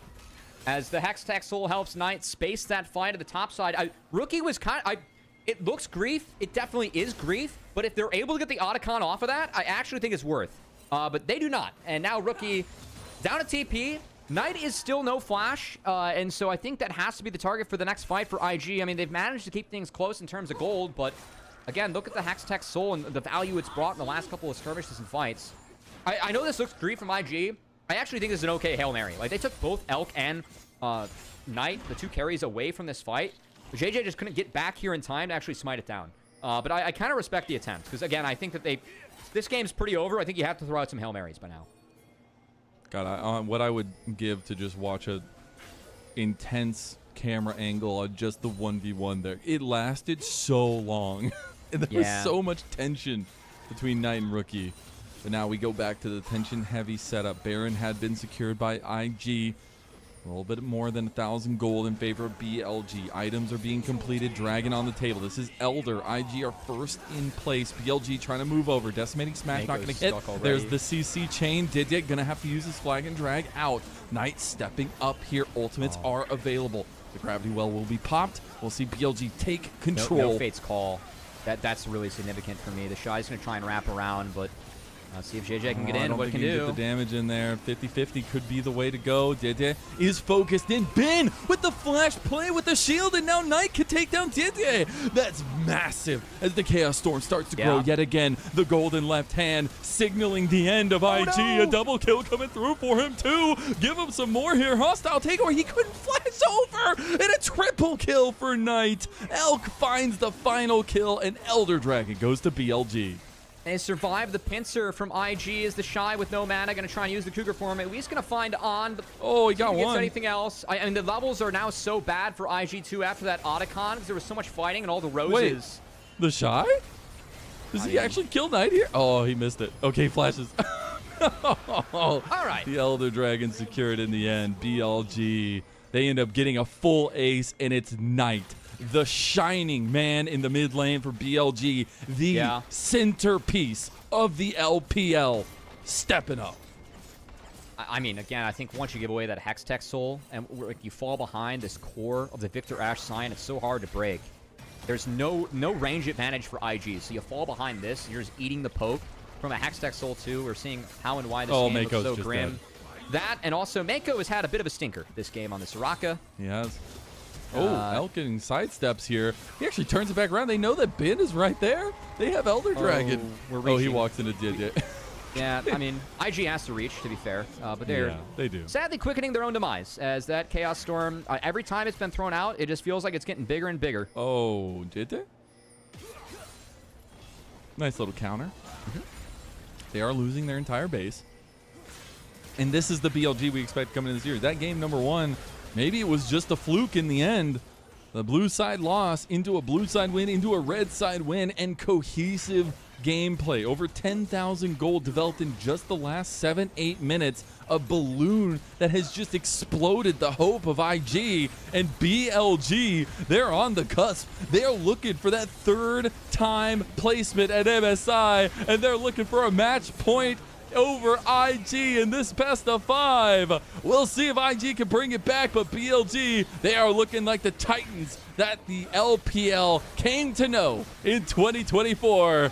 That is game number 3 to Billy. Look, I think hindsight 2020, Dragon control was crucial for BLG, and that's a great series, great game from Beishuan. I think looking back, that Pantheon controlled things from start to finish. That bot dive, I think that's the right call when you're playing the Ashe plus Renata into a Kalista lane. The split map scenario, I mean, IG kind of wishing their bot lane luck in that scenario. I thought the way they played out to swap the lanes and get their bot lane back in was good. But man, this is 2 games in a row for me where Rookie had a big lead and was not able to convert it to victory. And I really feel like that Herald fight, he could have played it better individually. And if he does, I mean, that's where things started to come crashing down for IG going up against BLG. Like, you are the person that's accelerated the 2 items. You've got Nashers and Rylai's. You got to make things happen. Being 4-0, we saw BLG do a great job, I think, of focusing down Rookie and really shutting him down in this game. I think, like, looking back, that's what I was really impressed by when it comes to BLG. It was the reverse solo bolo. Both of them. Yeah. And then On having just incredible. I mean, On might get double MVPs here. After some of those handshakes just absolutely ruining Mako's game. But man, I gotta say, it just feels like the unstoppable force BLG has finally reared their head here. And it's making me worried for that fateful narrative that IG try to make that run to an international, trying to make good on all those moments that they talked about coming into the split and what the super team means to all of them. But you cannot stand the test of BLG. There's a reason why this organization took their first title, went back to back, and is still lauded as the favorites in almost every series that they go into.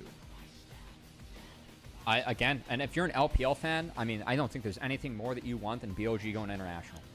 All the hopes of LPL fans, they've been put on BLG and their international appearances for the past, I mean, ever since Knight joined, right? This is what LPL fans have wanted. And for Knight, to get an opportunity to reclaim a title, to kind of resume that streak, make sure that it was only a blip, that he keeps on finding wins afterwards, could be pretty big. Yeah. You know, it's crazy to think, and he's a little bit less known factor, obviously, but Beituan coming in to BLG from TT, who he had spent almost 3 years on. he was like a pillar piece for TT, coming over, and we were all wondering, is this the guy that gets you to internationals? This guy who's a developing journeyman in the LPL. All of a sudden, he's clicking. It makes the rest of the team click, and you can see the reason why he was brought into this roster. And look, like for Beituan, it feels like every series he's played in these playoffs has been the biggest series that he's played so far in his career. And I think that he's still been okay, but he has for sure been good enough for them to win series, and he was good enough to make sure that Game 3 went the way of BLG. Again, he ran that game from start to finish. I think Jarvan could be a tough matchup for Pantheon later on. But Beituan made quick work of it, got a big advantage for his bot lane early on, and was able to convert some of those into victories later. So I think the way that he was able to snowball that game into the Kalista and Soraka was quite good. Yeah. And I just wonder now, with some of these kind of niche picks, but also like flavor picks from the side of IG, if they're going to try to continue going with that, or if we're going to see more adaptation of like the Xin Zhaos, things like that, and what exactly is going to play out for game number 4, because the momentum is holistically in BLG's favor. I mean, they have taken 2 very, very strong performing games, and especially this last one. I mean, I want to see the gold graph, because it was like 2,000 gold, 3,000 gold for like a majority of that. And in 30 minutes in the game, it's over with a 10,000 plus gold lead. And it's really spectacular to watch how they pick apart the map after those lackluster macro moments from game 1 and some of game 2. Look at that. Jungle. Literally less than 5 minutes. I mean, look at the jungle damage graph. I think that's really telling, actually. JJ spent a lot of his time trying to buy time at the front line, needing to be slippery and mobile, and also it doesn't help when your support falls as far behind as Mako did in that one. Because again, a bit of a stinker game for Mako. That graph, like, I think it was like 4 minutes from like a 2,000, 3,000 gold lead to a 10,000 gold lead. A, like, Hex Tech Soul.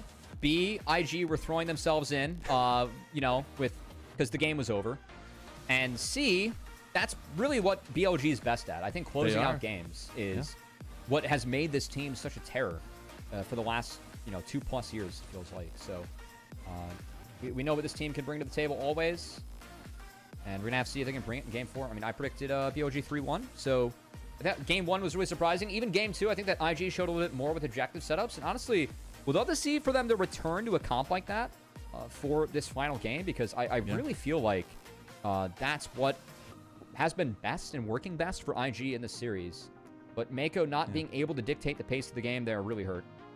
It did. I think it's obviously coming from one of the most experienced players in the entirety of the league, and that brings up big questions and things along those lines. But I can't discount the kind of spectacular growth we've seen from IG through this split. I mean, you look at split number 1, it did not end the way they wanted to whatsoever. And the fact that they've been able to make the run all the way through the lower bracket here has shown a lot of that synergistic growth that can really lead out to the rest of the season, or at least the rest of the year. But you need to lock in now. Like, now is the time. Yeah, no, I mean, it is an elimination game, Zell. It would be a good time to lock in, We didn't see any locking in. It was kind of loosey-goosey there in that one. I don't know. The Zanyas is what wraps it up for Knight.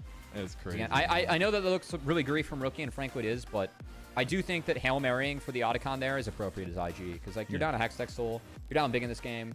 I think that's an appropriate Hail Mary post-Baron, so I can't flame him too much for that. I can't flame him for how they played it out. JJ missing the smite was definitely... he was a little bit late to get in the pit. He was late, yeah. And I mean, looking at these replays, Rookie ended up with a real stinker game as well. He did. I know that Mako was getting caught out a bit early on. Definitely the focus of helping BLG snowball this game forward. We didn't see the Shy and Mako getting caught out before the 3rd and 4th Dragon. I think that was a significant part of the game for me. Yeah. I just think it's also difficult when the team is like malfunctioning across the board. Like I do agree. But like the Raiwai's Azir is what has to put it all together. So when you're playing fast and playing poorly like that, I do think that really hurts. And again, you were 4-0 as Rookie. Like, you have to be the one to carry the game and be the linchpin to kind of keep things together. they were just not able to pull that one off. So Yeah. they didn't show the Rift Herald fight either. I feel like that was a really significant misplay from IG2. Definitely could have played that fight a little bit more optimally. And yeah, from there we just really saw them fall behind. So We did, yeah. And it's I wonder now who's gonna get the MVP. I think On maybe deserves the second MVP in a row. I like feels really good for BLG in that way, but it's definitely looking like a little bit of that momentum shift that we were talking about so much. And for this BLG team, I mean, that split one didn't end the way they wanted to. I know we have the quote. Maybe Kelsey can bring it up here while we're waiting for the MVP, but 99% chance for Bid to go to MSI. He said it himself, and Ego Bin's back, baby. Yeah, it might not have been him himself that made that game number 3 happen, but it's the team really coming together. Bad boy persona, man. We'd love to see it here from Ben in the LPL. More jacket throws, please. I think a lot of people would love to see Ben back too. So he's that the being said, the only player with a pentakill in the finals of MSI on Camille. Didn't he find a pentakill in Worlds too, Fiora?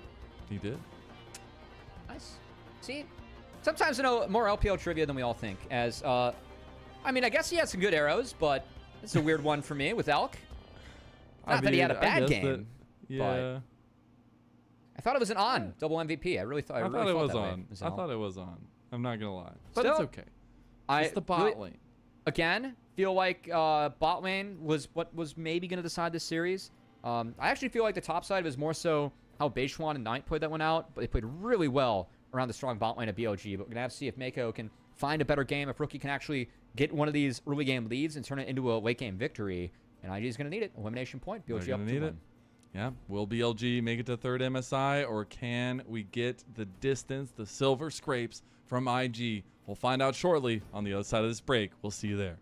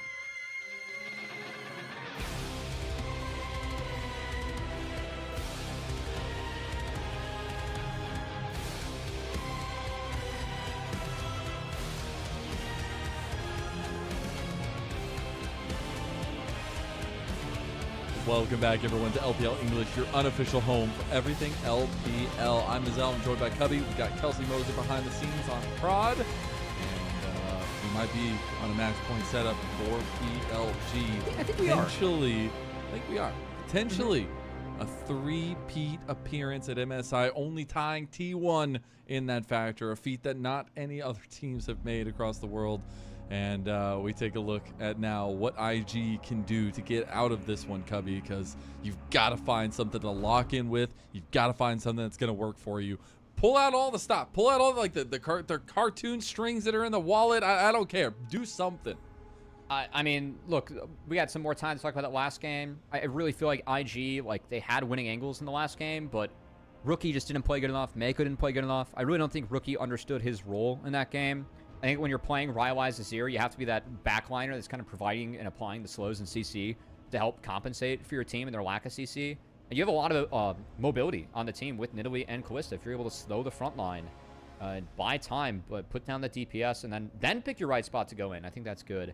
We saw Rookie going in way too often in a game where you're going into a Victor Ashe Sion. I mean, that's a one-way trip if you don't find the right moment. And he definitely took those too early and made a lot of one-way trips. So that 4-0 lead, that sub-15 Rylai's Crystal Scepter, that second item, sub-15 second item on Azir, was thrown by IG and Rookie.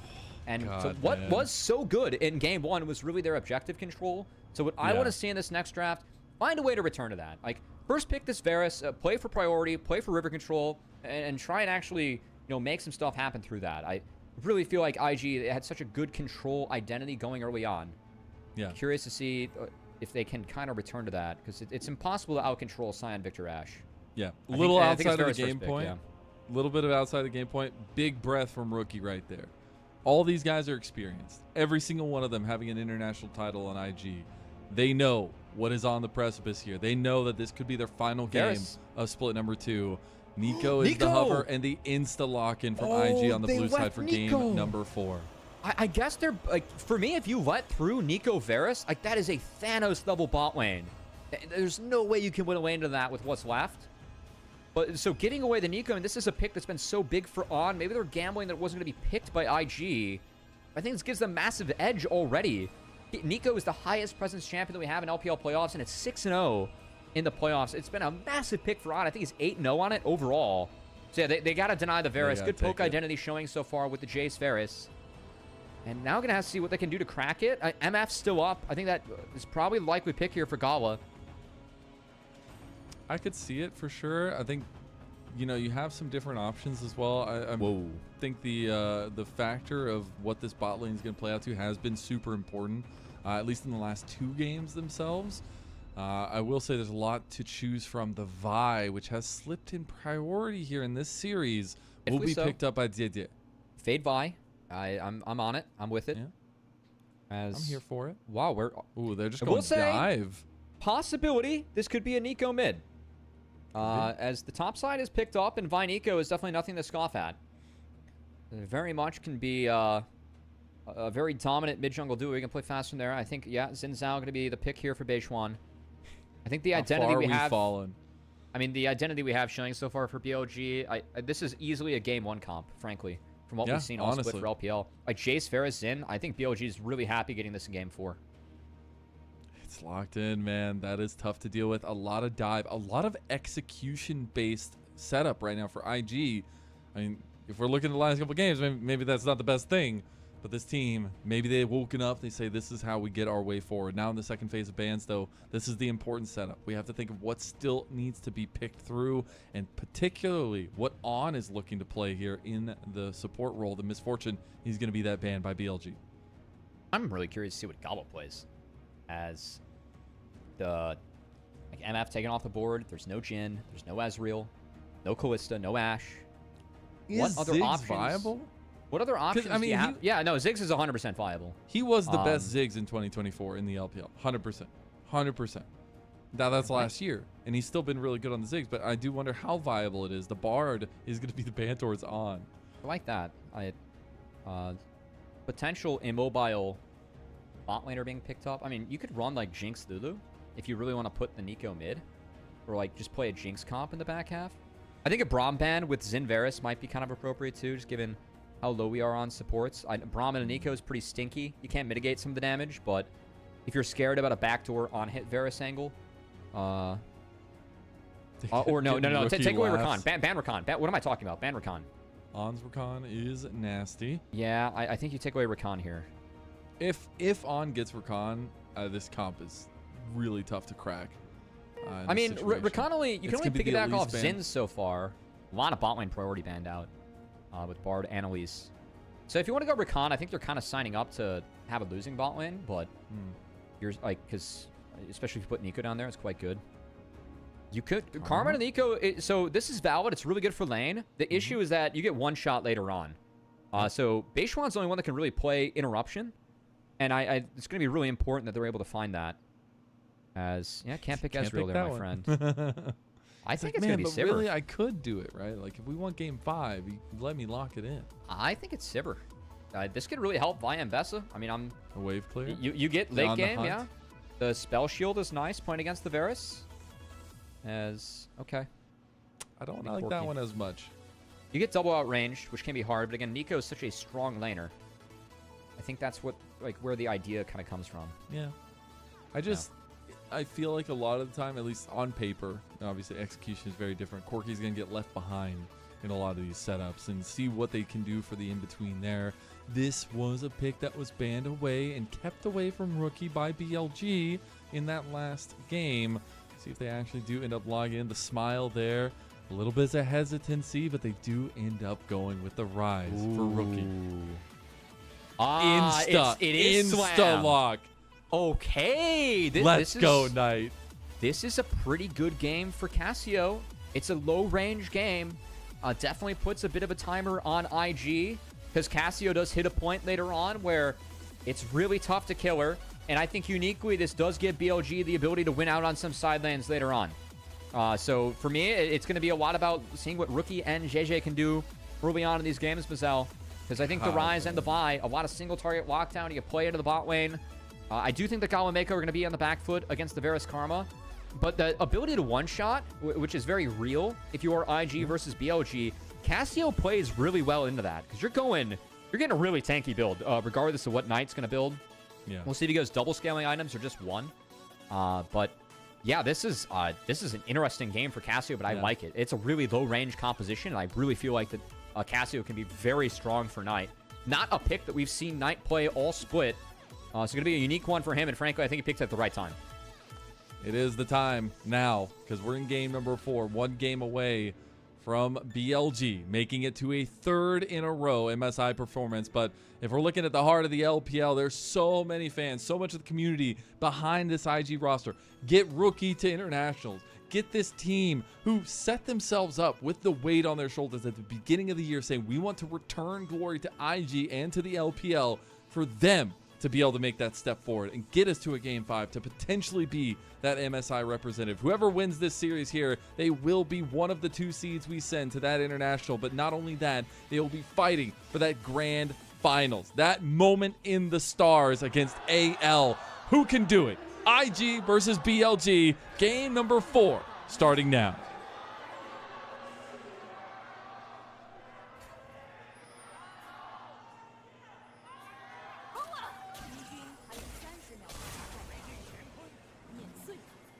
Another level 1 by BLG here to start it off. They're strong. You got a Mantra Karma. But Mako can find some decent poke here. Still feels like BLG going to be able to brute force this, and they will actually kill out the ward that was dropped by JJ. So that's a small win for them. As that double Comet bot lane, IG going to have to find a way to deal with that one. Knight did opt for the Conqueror this game. So a little bit of move speed taken away by the Cassio. But dear Lord, I don't know how they're going to be able to force this Cassio out of lane. Yeah. With the second wind, with the unflinching, I mean, this is going to be really difficult to go into if you are Rookie and IG. And again, I cannot emphasize enough how much I really believe Cassio can take over this game. Your biggest weakness as Cassio is that you're range gated. You are not range gated against anything this game. And with the full dive, your ability to go those tankier items early on and have that just raw DPS. I mean, once we get to that break point where Knight gets to survive the dive, really feel like this game is going to be advantage BLG. And they have the side laners that can be strong enough to get there in Elk and On. bullying out this thing. You can see the double comet already forcing a pot out of Mako as he's at half. And then that Jace, we've seen how strong Jace is, especially in the hands of Bin. Yeah, we had a clip of him earlier. Yeah, should be double side lane prio for BLG to help Knight on this Cassio scale. I love the setup they have so far. Double barrier early in the trades in bot lane, 2v2. A little bit of a lane, at least push coming in from BLG's side of things. Gonna look for priority across the map too. Yeah, we have seen JJ clean up his red side camps as it was a Raptors start for him. Red last. Meanwhile, Beishuan did start red. Raptors last on his side, but we have a mirrored clear this game. So a little bit of less interaction between the junglers setup we have.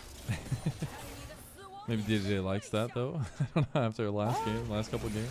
I mean, if you want to get nitty gritty of it, Zin wins early, so I think this is good for JJ. Absolutely. See if we can flip any of these matchups in the top side. I will say, Bin just dropped a ward. I'm sure this was reported by the Shy. It does look like that ward was placed outside of the brush on accident, though. If you look at the minimap. Oh, true. Yeah, actually. So that could be something that JJ could punish.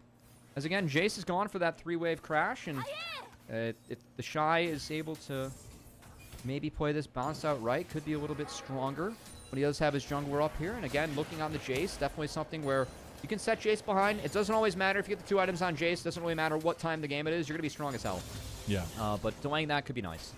And isn't this such a beautiful if you're just looking at BLG's side of things, for what has worked for them? I know we talked about Elkanon a decent amount, and they've been really big in this series, but our main point in this series was the solo lanes and how strong these matchups are going to look like.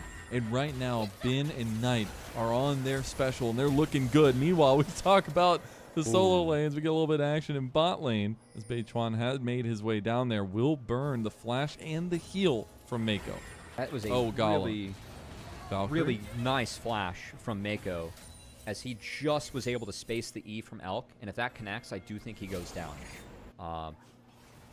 Would have been close. So the fact that he flashed into that one preemptively, very nice. But another good look from Beishuan. Oh, a little bit of trading. Yeah, rookie's on a man of mid. Oh, that could be dangerous. Gala.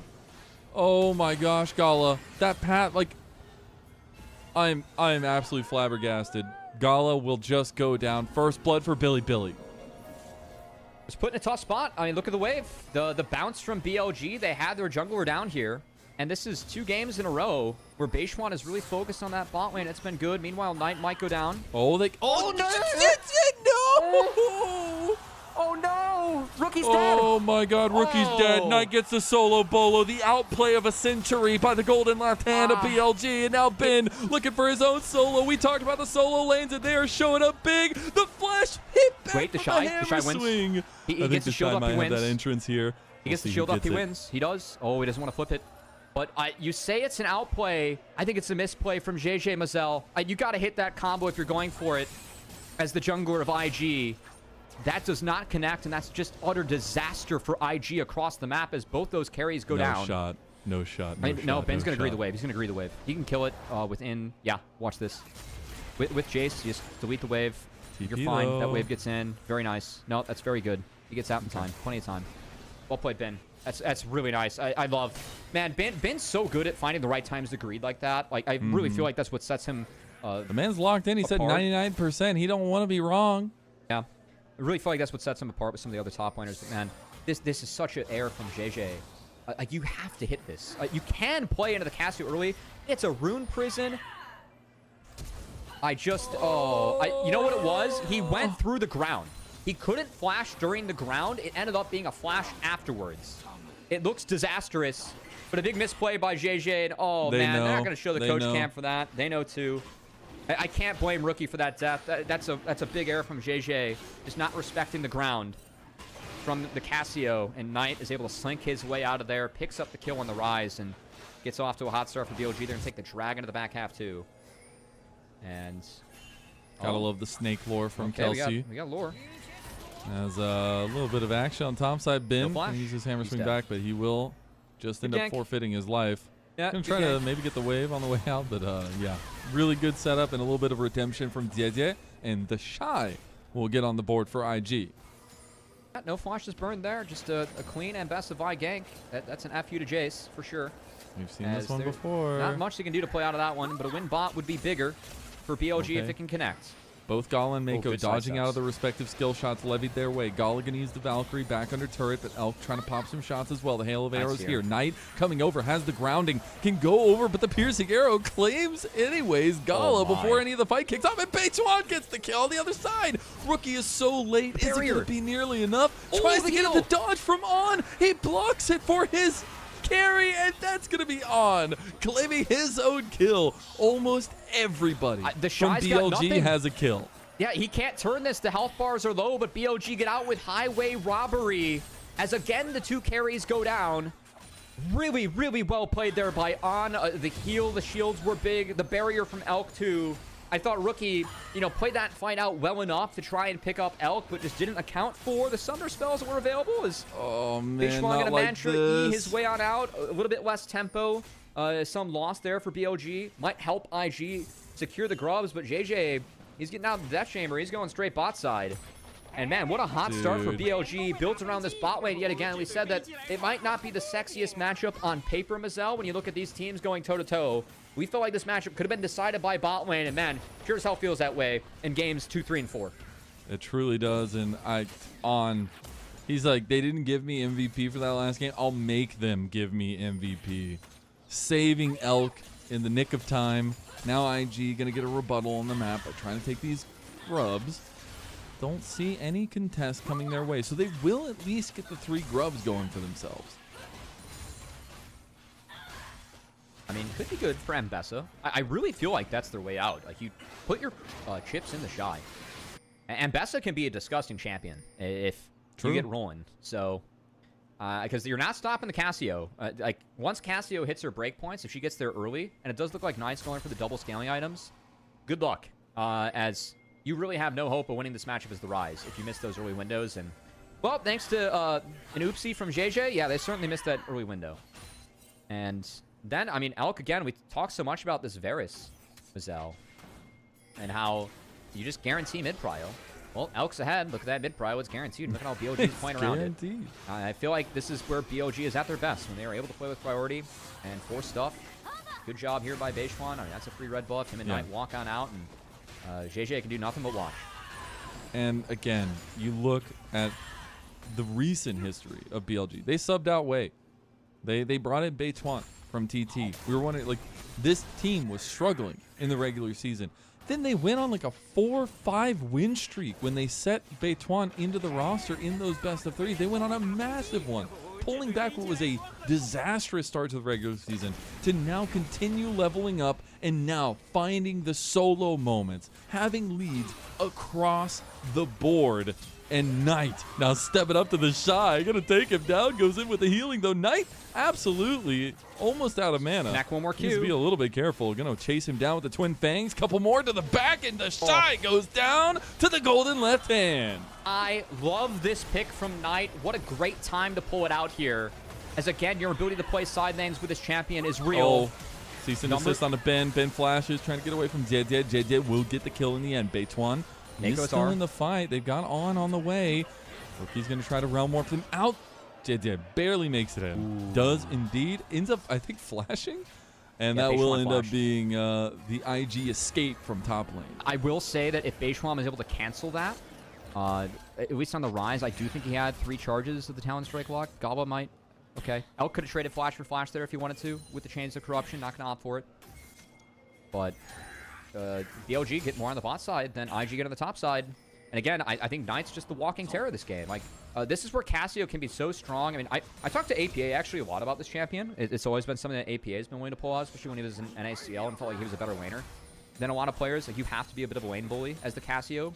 Because again, like, the one weakness that you have on this champion is that you're really range gated. It doesn't matter this game. Like, there's no range on IG's con. You get to be God as Cassio in this one. But isn't that just perfect for Knight? Hasn't he just been, I feel like, the god of the LPL, at least in recent history? Like, not on this champion. I do feel like Knight has been really good on the ADs and some of the playmakers. Cassio is not, I get a pick that historically has been able to play, but again, hasn't played it yet this split. Doesn't look like it matters. As presence of mind doing working overtime there. Yeah. That's 2 of them.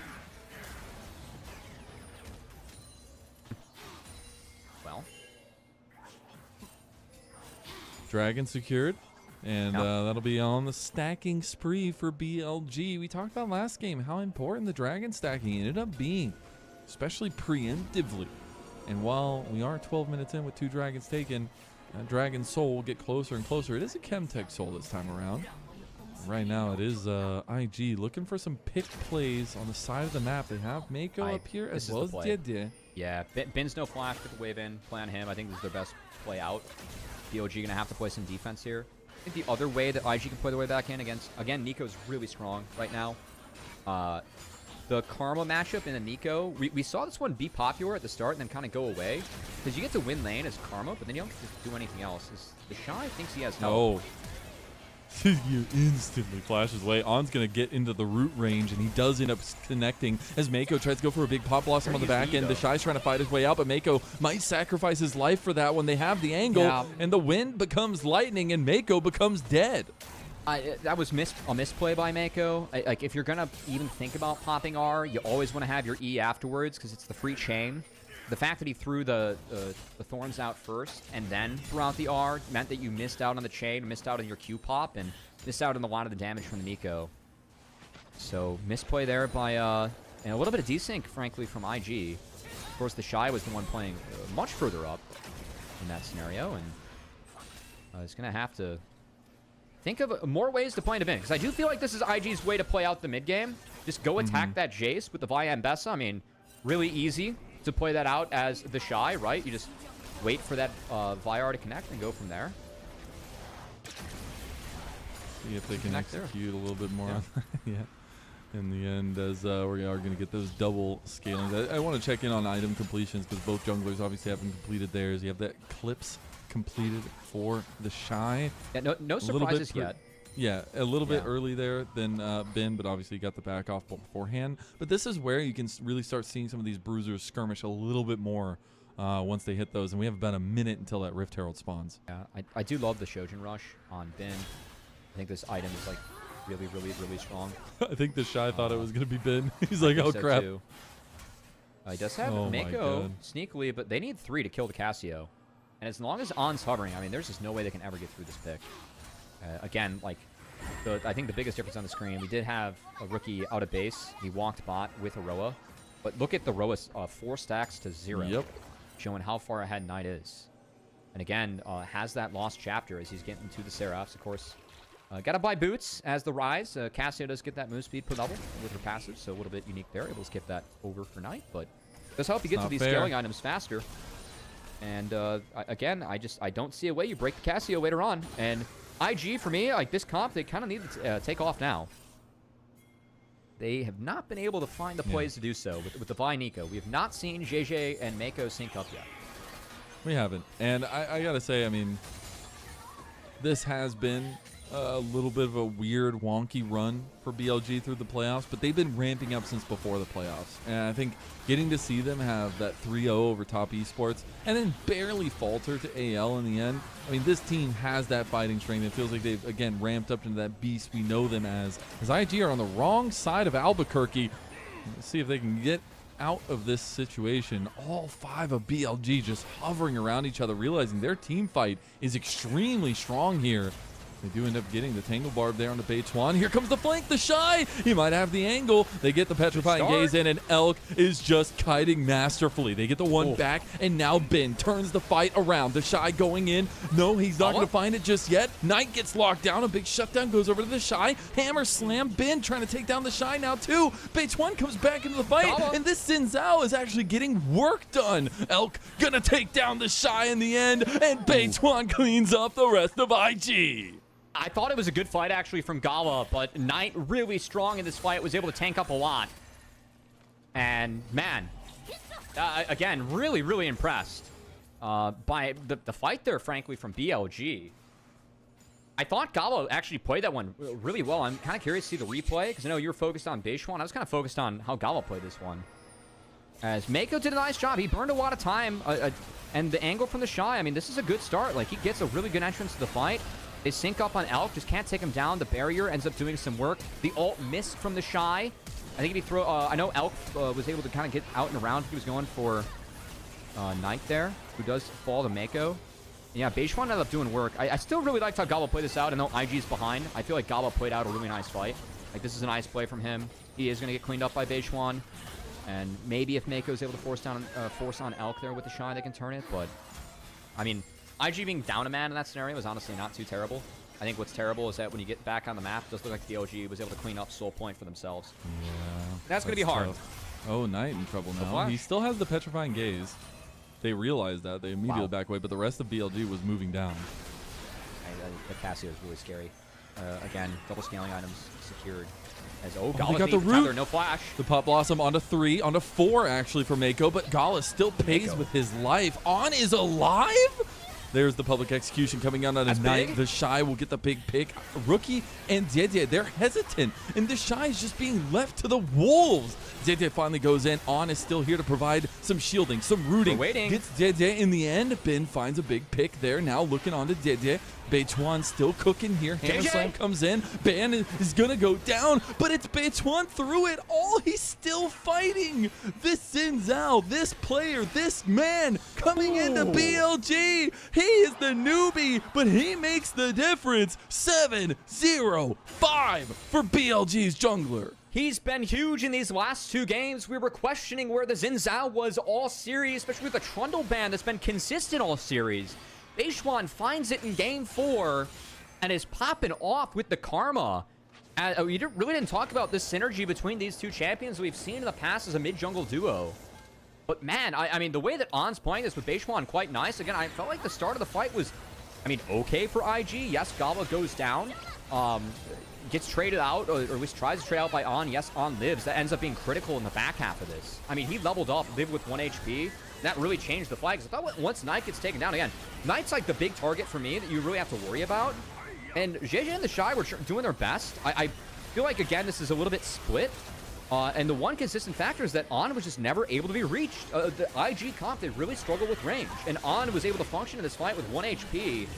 Really offered a lot throughout it and changed the fight in the back half. Like, that's though, could it be a Rune Prison into the combo on the Beishwan? I think a Rookie connects to that. Beishwan does go down, and then On's in trouble. But On, playing with 1 HP, the fact that he lived through that level up, was able to throw out all those extra abilities. Think of the value that provided the BLG in that fight. I think that was the big difference maker. God, man. Beituan, put the team on your back, though. Yeah, that too. My God. The sidestep on the Q, too. Oh, we had so many questions. I know I said this earlier, but is this the guy to really bring BLG back to fame, back to internationals? He's putting in the damn work now in these last 3 games, and he is absolutely finding the difference. 3 years on TT, by the way. Yeah, TT, one of the average, middle of the pack, even bad teams in the LPL. I mean, they were impressive, though, in Split 1. Like, Beishwan actually had them in the upper bracket off of their group placements. They beat BLG in a best-of-5, right? I think earned the respect. But that's just this year. He had been on that team for 3 years. Exactly, yeah. But still, this year is what matters. And every series that Beishwan has played, it's been the biggest series of his career, and he's stepped up and delivered. Been really big in the back half of these games, 3 and 4. Okay, Elk sends one wide. Rookie sees Otacon now down to half. It's being done in full view, but looks like IG doesn't want to fight this one. Not going to do anything to contest it. Otacon empowering the 3 Drakes already in the pockets of BLG. And Soul going to be available to them in a minute 15. IG trying to circle the wagons in some way, shape, or form. Going to TP out, trying to maybe get a play onto Elk. Rookie couldn't find the Realm Prison, but they will end up locking down Beituan. This is a big shutdown if they can get Beituan down. The Crescent Guard coming in, Ben's joining. Beituan going out. Public execution misses again. How many times can you miss and expect to make it to internationals? IG are being dusted here as another one goes down. Rookie just finds an exit here. Might have taken a wrong left. He's dead. And now Ben will chase him down. We've seen the track record. We've seen Knight's victories over Rookie, and he's looking to bring back the nostalgia. Nice. Dede is going to get the one back at least. There's the kill onto Rookie. Dede going to try to get his way out with the Vault Breaker. Gala now in trouble. Going to have the Valkyrie out. Still a win condition for BLG. I know that the Shy missed the R. I'm really questioning how Rookie's playing some of these fights. Like, Rookie has been such a big component of IG making this run, And I really feel like these last 2 games, it's just been, it feels like desperation from him. And to be fair, I mean, IG are in somewhat desperate spots, but this game's within reach. I think that this is really playable for them. Like, you always have a way to play the game with Nbessa, Vi, and Nico if you're able to close the gap, but Rookie's not playing with his team. It feels like he's really desynced. He chased Elk way too hard in that fight, burning his flash when Elk still had his own available, which got Rookie stuck. This is it. Oh, no. Oh, yeah, no. This is... Oh, he misses the Chains of Corruption. It's still Rookie. Rookie's just in the middle of all 4 of BLG. He's done. Oh, my God. That is a tragedy. Not like this, man. Please, yeah, I mean, not like this. We're going down with a whimper as IG, man. I think of all the dragons where they've been picked in the last couple of games before it spawns. It was the Shy, it was Mako, and then Rookie, really the pillar of consistency, has not shown up in these last 2 games. Now, Gawa's down. Soul is on the table. You gotta get in there, bud. Oh, nice! Preemptively slices them open, cuts their guts from inside of them, and spews his poison straight down the throat of IG. The golden left hand of BLG will not be stopped. He will make it back to internationals, and it's by his hand. He's got that 3rd item, Rywise. Rookie could have used it on the front line last game. Instead, played Torpedo Azir. But Knight is really the pillar of consistency. I mean, on BLG, he has been the best mid laner of the entire split for LPL. I thought he was robbed of MVP from both the LPL and us. But he's not going to be robbed of a final yet again, Mazel. Knight doing everything in his power to make sure that him and his team get back to finals, get back to that win, and can resume the 4th win streak, domestic final title streak that was broken in Split 1. Knight wants the chance to reclaim that title. And, man, he's been playing damn well in the last couple of games. And IG, man, just falling apart at the seams. Obviously, we cover both teams. We have a lot of pride in like, kind of keeping the unbiased. But, man, this is just I don't want to see a team go out watch. like this. Yeah, yeah, exactly. Yeah. Especially with the split. I have to laud IG in what they've been able to do. But this was the nail in the coffin. I mean, I think the nail in the coffin was much earlier than this person, Excel. But, yeah, I mean, another context, though, as... That's, those Karma Shields going to be even more valuable. The Tenacity definitely going to help against the Wombo combo. Going to have to be a little bit cleaner, a little bit tighter. Now we throw out Layer RCC as IG. And frankly, going to need a bit of a miracle if IG wants to get back from this one. Yeah.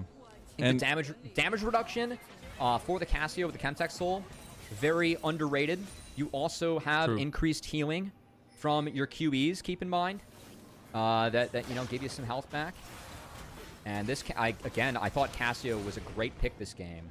They failed the first gank against it. And IG have just felt the punishment since then, really. And, you know, you think back, all the way back to 2019. This young upstart mid laner just coming off his comp ban, takes down Rookie after the World Championship. He ends up losing that series. But that started the growth. That started the train that made Knight the mid laner of the LPL. Old guard, schmold guard. It is all about Knight. It is about what he has done for this league, but also for himself on multiple organizations, reaching that top and not even being close. There's a reason why he is the most lauded player in the LPL. Oh, round warp coming in. The Shy. He's stuck. He's the ground. Completely cooked. Wow. Oh my gosh, they're going to get the root down onto him. Yeah. They block the cease, or at least the vault breaker. It is absolutely ugly. I love the Casio pick. I think that BLG, again, one of the big things for me about that Anyone's Legend upper bracket matchup was that I thought they got outdrafted in that series. IG, I feel like they had good drafts too on their way here. Even for IG, right? The team that kind of is them, for better or worse. I love this draft from BLG. I think that the fact they got this comp in a Game 4 is quite illegal, and they are making it look like so. As this is going to be Baron secured, another step towards beating Anyone's Legend for that final tomorrow. As we're going to have to see if Knight can... a rematch of the upper bracket final, yes. But also, we're going to put Knight's resumption of his LPL domestic title streak on the line versus Tarzan, who is 0-7 in finals in his career, Mazel. Yeah. He's going to try to get it done yet again tomorrow. And, I mean, in order to do so, taking down Beishuan. I know he's been big today, but you gotta believe this is probably one of the biggest jungle mismatches on paper we've had for Tarzan going in. I know that's gonna be a really fun story to track tomorrow. It is indeed, and this is a fun story to track right now. This come up from BLG, but again, I mean, they're about to be put in a room with a team that is the most legendary in all of League of Legends, it feels like, in T1. The fact that they will match that 3-time back-to-back-to-back MSI appearance, I mean, that is such an accomplishment for an organization who just came off their first split win just last spring, and Mako tries to go for something, but it is all for naught. Those fangs, they sink deep. The petrifying gaze will not be enough. Rookie will flash out. Turret's going down. Realm Warp just going to be a bait. He tries to step back in. Rookie, no! You were so close to that precipice, but you will find yourself falling off the cliff once again into those dark, deep waters of off-season. I mean, the Hoopa 9.9 of the series versus Team WE sadly did not show up today for Rookie, as BLG looking to march their way back into finals, familiar territory for them as well. It is they try and indeed. Reclaim the king title of the LPL. Here they go. They want to go back to grand finals. They want that rematch with AL, and BLG can do no wrong. They will take that momentum into that grand finals. They will find that precipice again after disappointment in spring. 3-time MSI appearance. BLG make the world wary as they take the series over IG 3-1. And how thrilling for LPL fans to have the team that has won an MSI title back at MSI as well. As I know a lot of the international hopes for LPL fans everywhere has rested on the shoulders of Bin, Knight, and BLG. And man, these guys are back in form, they're back in a final, and they're back to terrorize the world. Watch and learn. BLG have become the monster we always knew they were. And it's off the back of Beitwan coming in from that TT roster and making the difference, finding the in-betweens between these teams. After game one, he gapped JJ, man. Like, that's... Yeah. Let's give a moment for IG, though. I gotta say, this was the most lackluster end I think I could have possibly imagined for this team. But the difference between them from Split 1 to Split 2, I mean, you can see the growth. And I'm very excited to see IG in Split 3 and see them potentially contest for Worlds, because I think they showed the LPL what can happen when you're able to play a lot of comfort, a lot of different styles, and a lot of specialties. I mean, I think that BLG, they showed some good drafts. Again, I love the Casio pick. I thought the Casio pick was just straight fire coming out of BLG. And yeah, this is a team, I really feel like Anyone's Legend, like a big part of their story this split has been Coach Tabe. It does feel like Anyone's Legend, they have edge on red side, they've had edge with drafts. For me, BLG actually did show a couple of things today that gives me a little bit of confidence moving into tomorrow. I'm going to write off the Game 4 draft because I don't love how IG played that one. I think the Nico pick's big, but if you're going to do that, I definitely would have banned Varus instead. I think they definitely wanted the Nico Varus trade, but Varus for me, like, what makes Nico so OP is being able to combo. And they gave up a really good draft for BLG where it's 2 winning side lanes, a jungler that can enable, and then a mid lane that needs to scale. And when JJ and Rookie threw away the chance to shut down the scaling mid laner in the mid lane, things got pretty grim from there. They did. It was a bit unfortunate. And bot lane decided the series too, Mizel. I think that's another big one. Yeah. It absolutely did. I think On had the better of Mako across the last 3 games. Absolutely. Mako had a great game 1 on his Alistar, not dodging the Alistar one-trick conversation that we had earlier as a meme. But no, it really was a holistic performance from BLG, and I think it's so interesting to see their trajectory so far this year and see the differences we see over this time. I talked about IG's growth, but even BLG, like, just showing up when it matters. Like this is a team that has such a big clutch factor, and the fact that they're able to do this with Knight having multiple big games, having a lot of different momentum shifts over Rookie, but then really holistically being able to come together. I think the clutch factor is definitely there, and they're going to be looking forward to that rematch with AL, no doubt. They did, change the history a little bit. They didn't get the 3-0 over IG. It was 3-1, but maybe that shows IG's growth more than anything. But now, the fact that you have to play the grand finals literally tomorrow. Yeah, and I think that AL probably, again, enjoyed some nice food and scouting in their team compound. Yeah, I'm sure they did. Hopefully, at least. But Yeah. it's gonna be a fun one for sure. I mean, you think about the 99% chance that we're making it to MSI for Ben. The statement he said in his interview, he rings it true. The demon of MSI is gonna be back there. The top lane king, it feels like.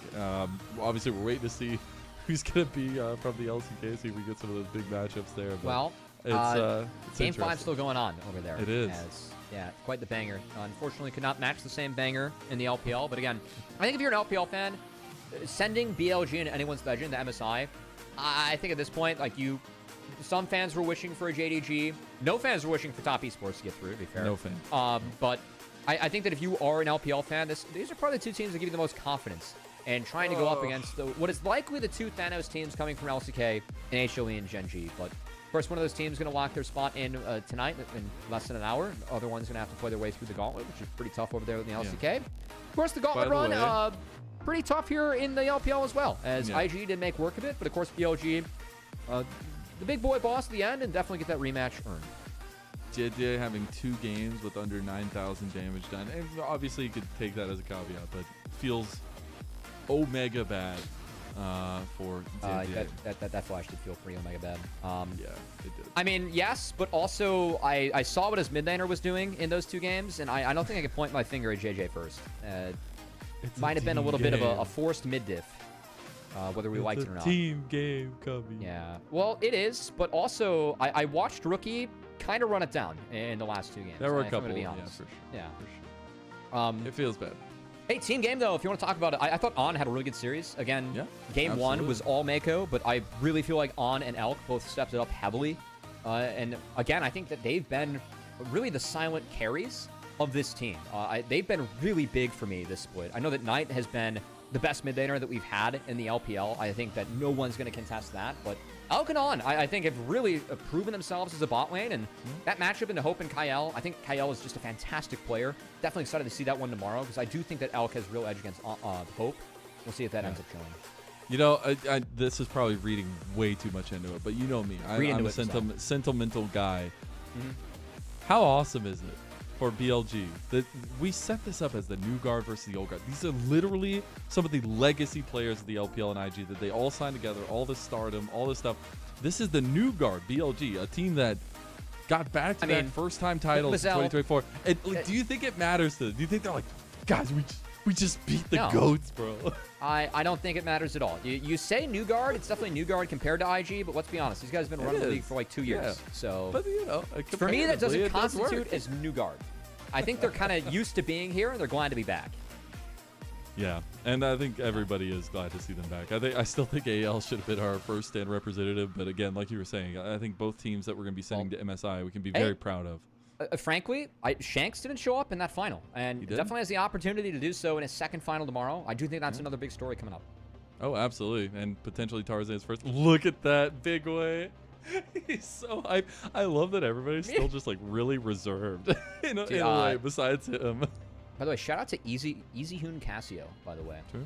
He's sitting back there. He is. Always fun to see Easy Hoon. God, what's the turnaround like, man? Let's go ahead and take a look. Especially, we'll be getting our MVP here, but what do you do for the turnaround for BLG? You just got like off a banger. You're feeling yourself. Is it momentum to tomorrow? Yeah, no, for sure. Definitely momentum. I mean, I think it's pretty easy, right? Just go in and have a draft plan. I think if your coaching staff's doing a good job. I mean, let's be honest, BLG, they reported that like they have coaches in charge of game to game. Like they're swapping off the main coach each game. Why not have a coach in charge of series to series, right? Like who's in charge of the series today and can prep for the series tomorrow? That's what we're talking about over here. Beijhuan, that's an easy one. The newest member of BLG, come up that I don't know if half the league could see coming, but it's a come up indeed. Again, since he joined BLG at the tail end, or at least the middle part of that split, they went on a massive win streak to kind of right the ship for themselves. There have been some fluctuations since then, but Beijhuan has proven to be the exact go-between that BLG needed. Yeah, I mean, I don't think there's really anything else to say. Like for me, like again, Beijhuan, just to have him show up from series to series, every series he's played in this playoff feels like the biggest series of his career, and Beijhuan keeps on playing better and better. So First again, finals. I don't think he's getting Xin Zhao in game 4 tomorrow, Ms. L. I will say, I think good news for BLG. You can keep that Trundle ban for all of tomorrow's series. Don't want to let Tarzan have that one. Gotta keep. Always nice if you have back-to-back series. Like if you can keep a ban consistent, just say we're not dealing with Trundle for the weekend instead of one match. That's a win. I appreciate that. Yeah, I appreciate that. Yeah. It's just so cool. Like the first time storylines tomorrow in the grand finals is really cool. Like obviously Tarzan trying to get his first style Shanks, cool. That's awesome. But then you have like Beichuan out of nowhere.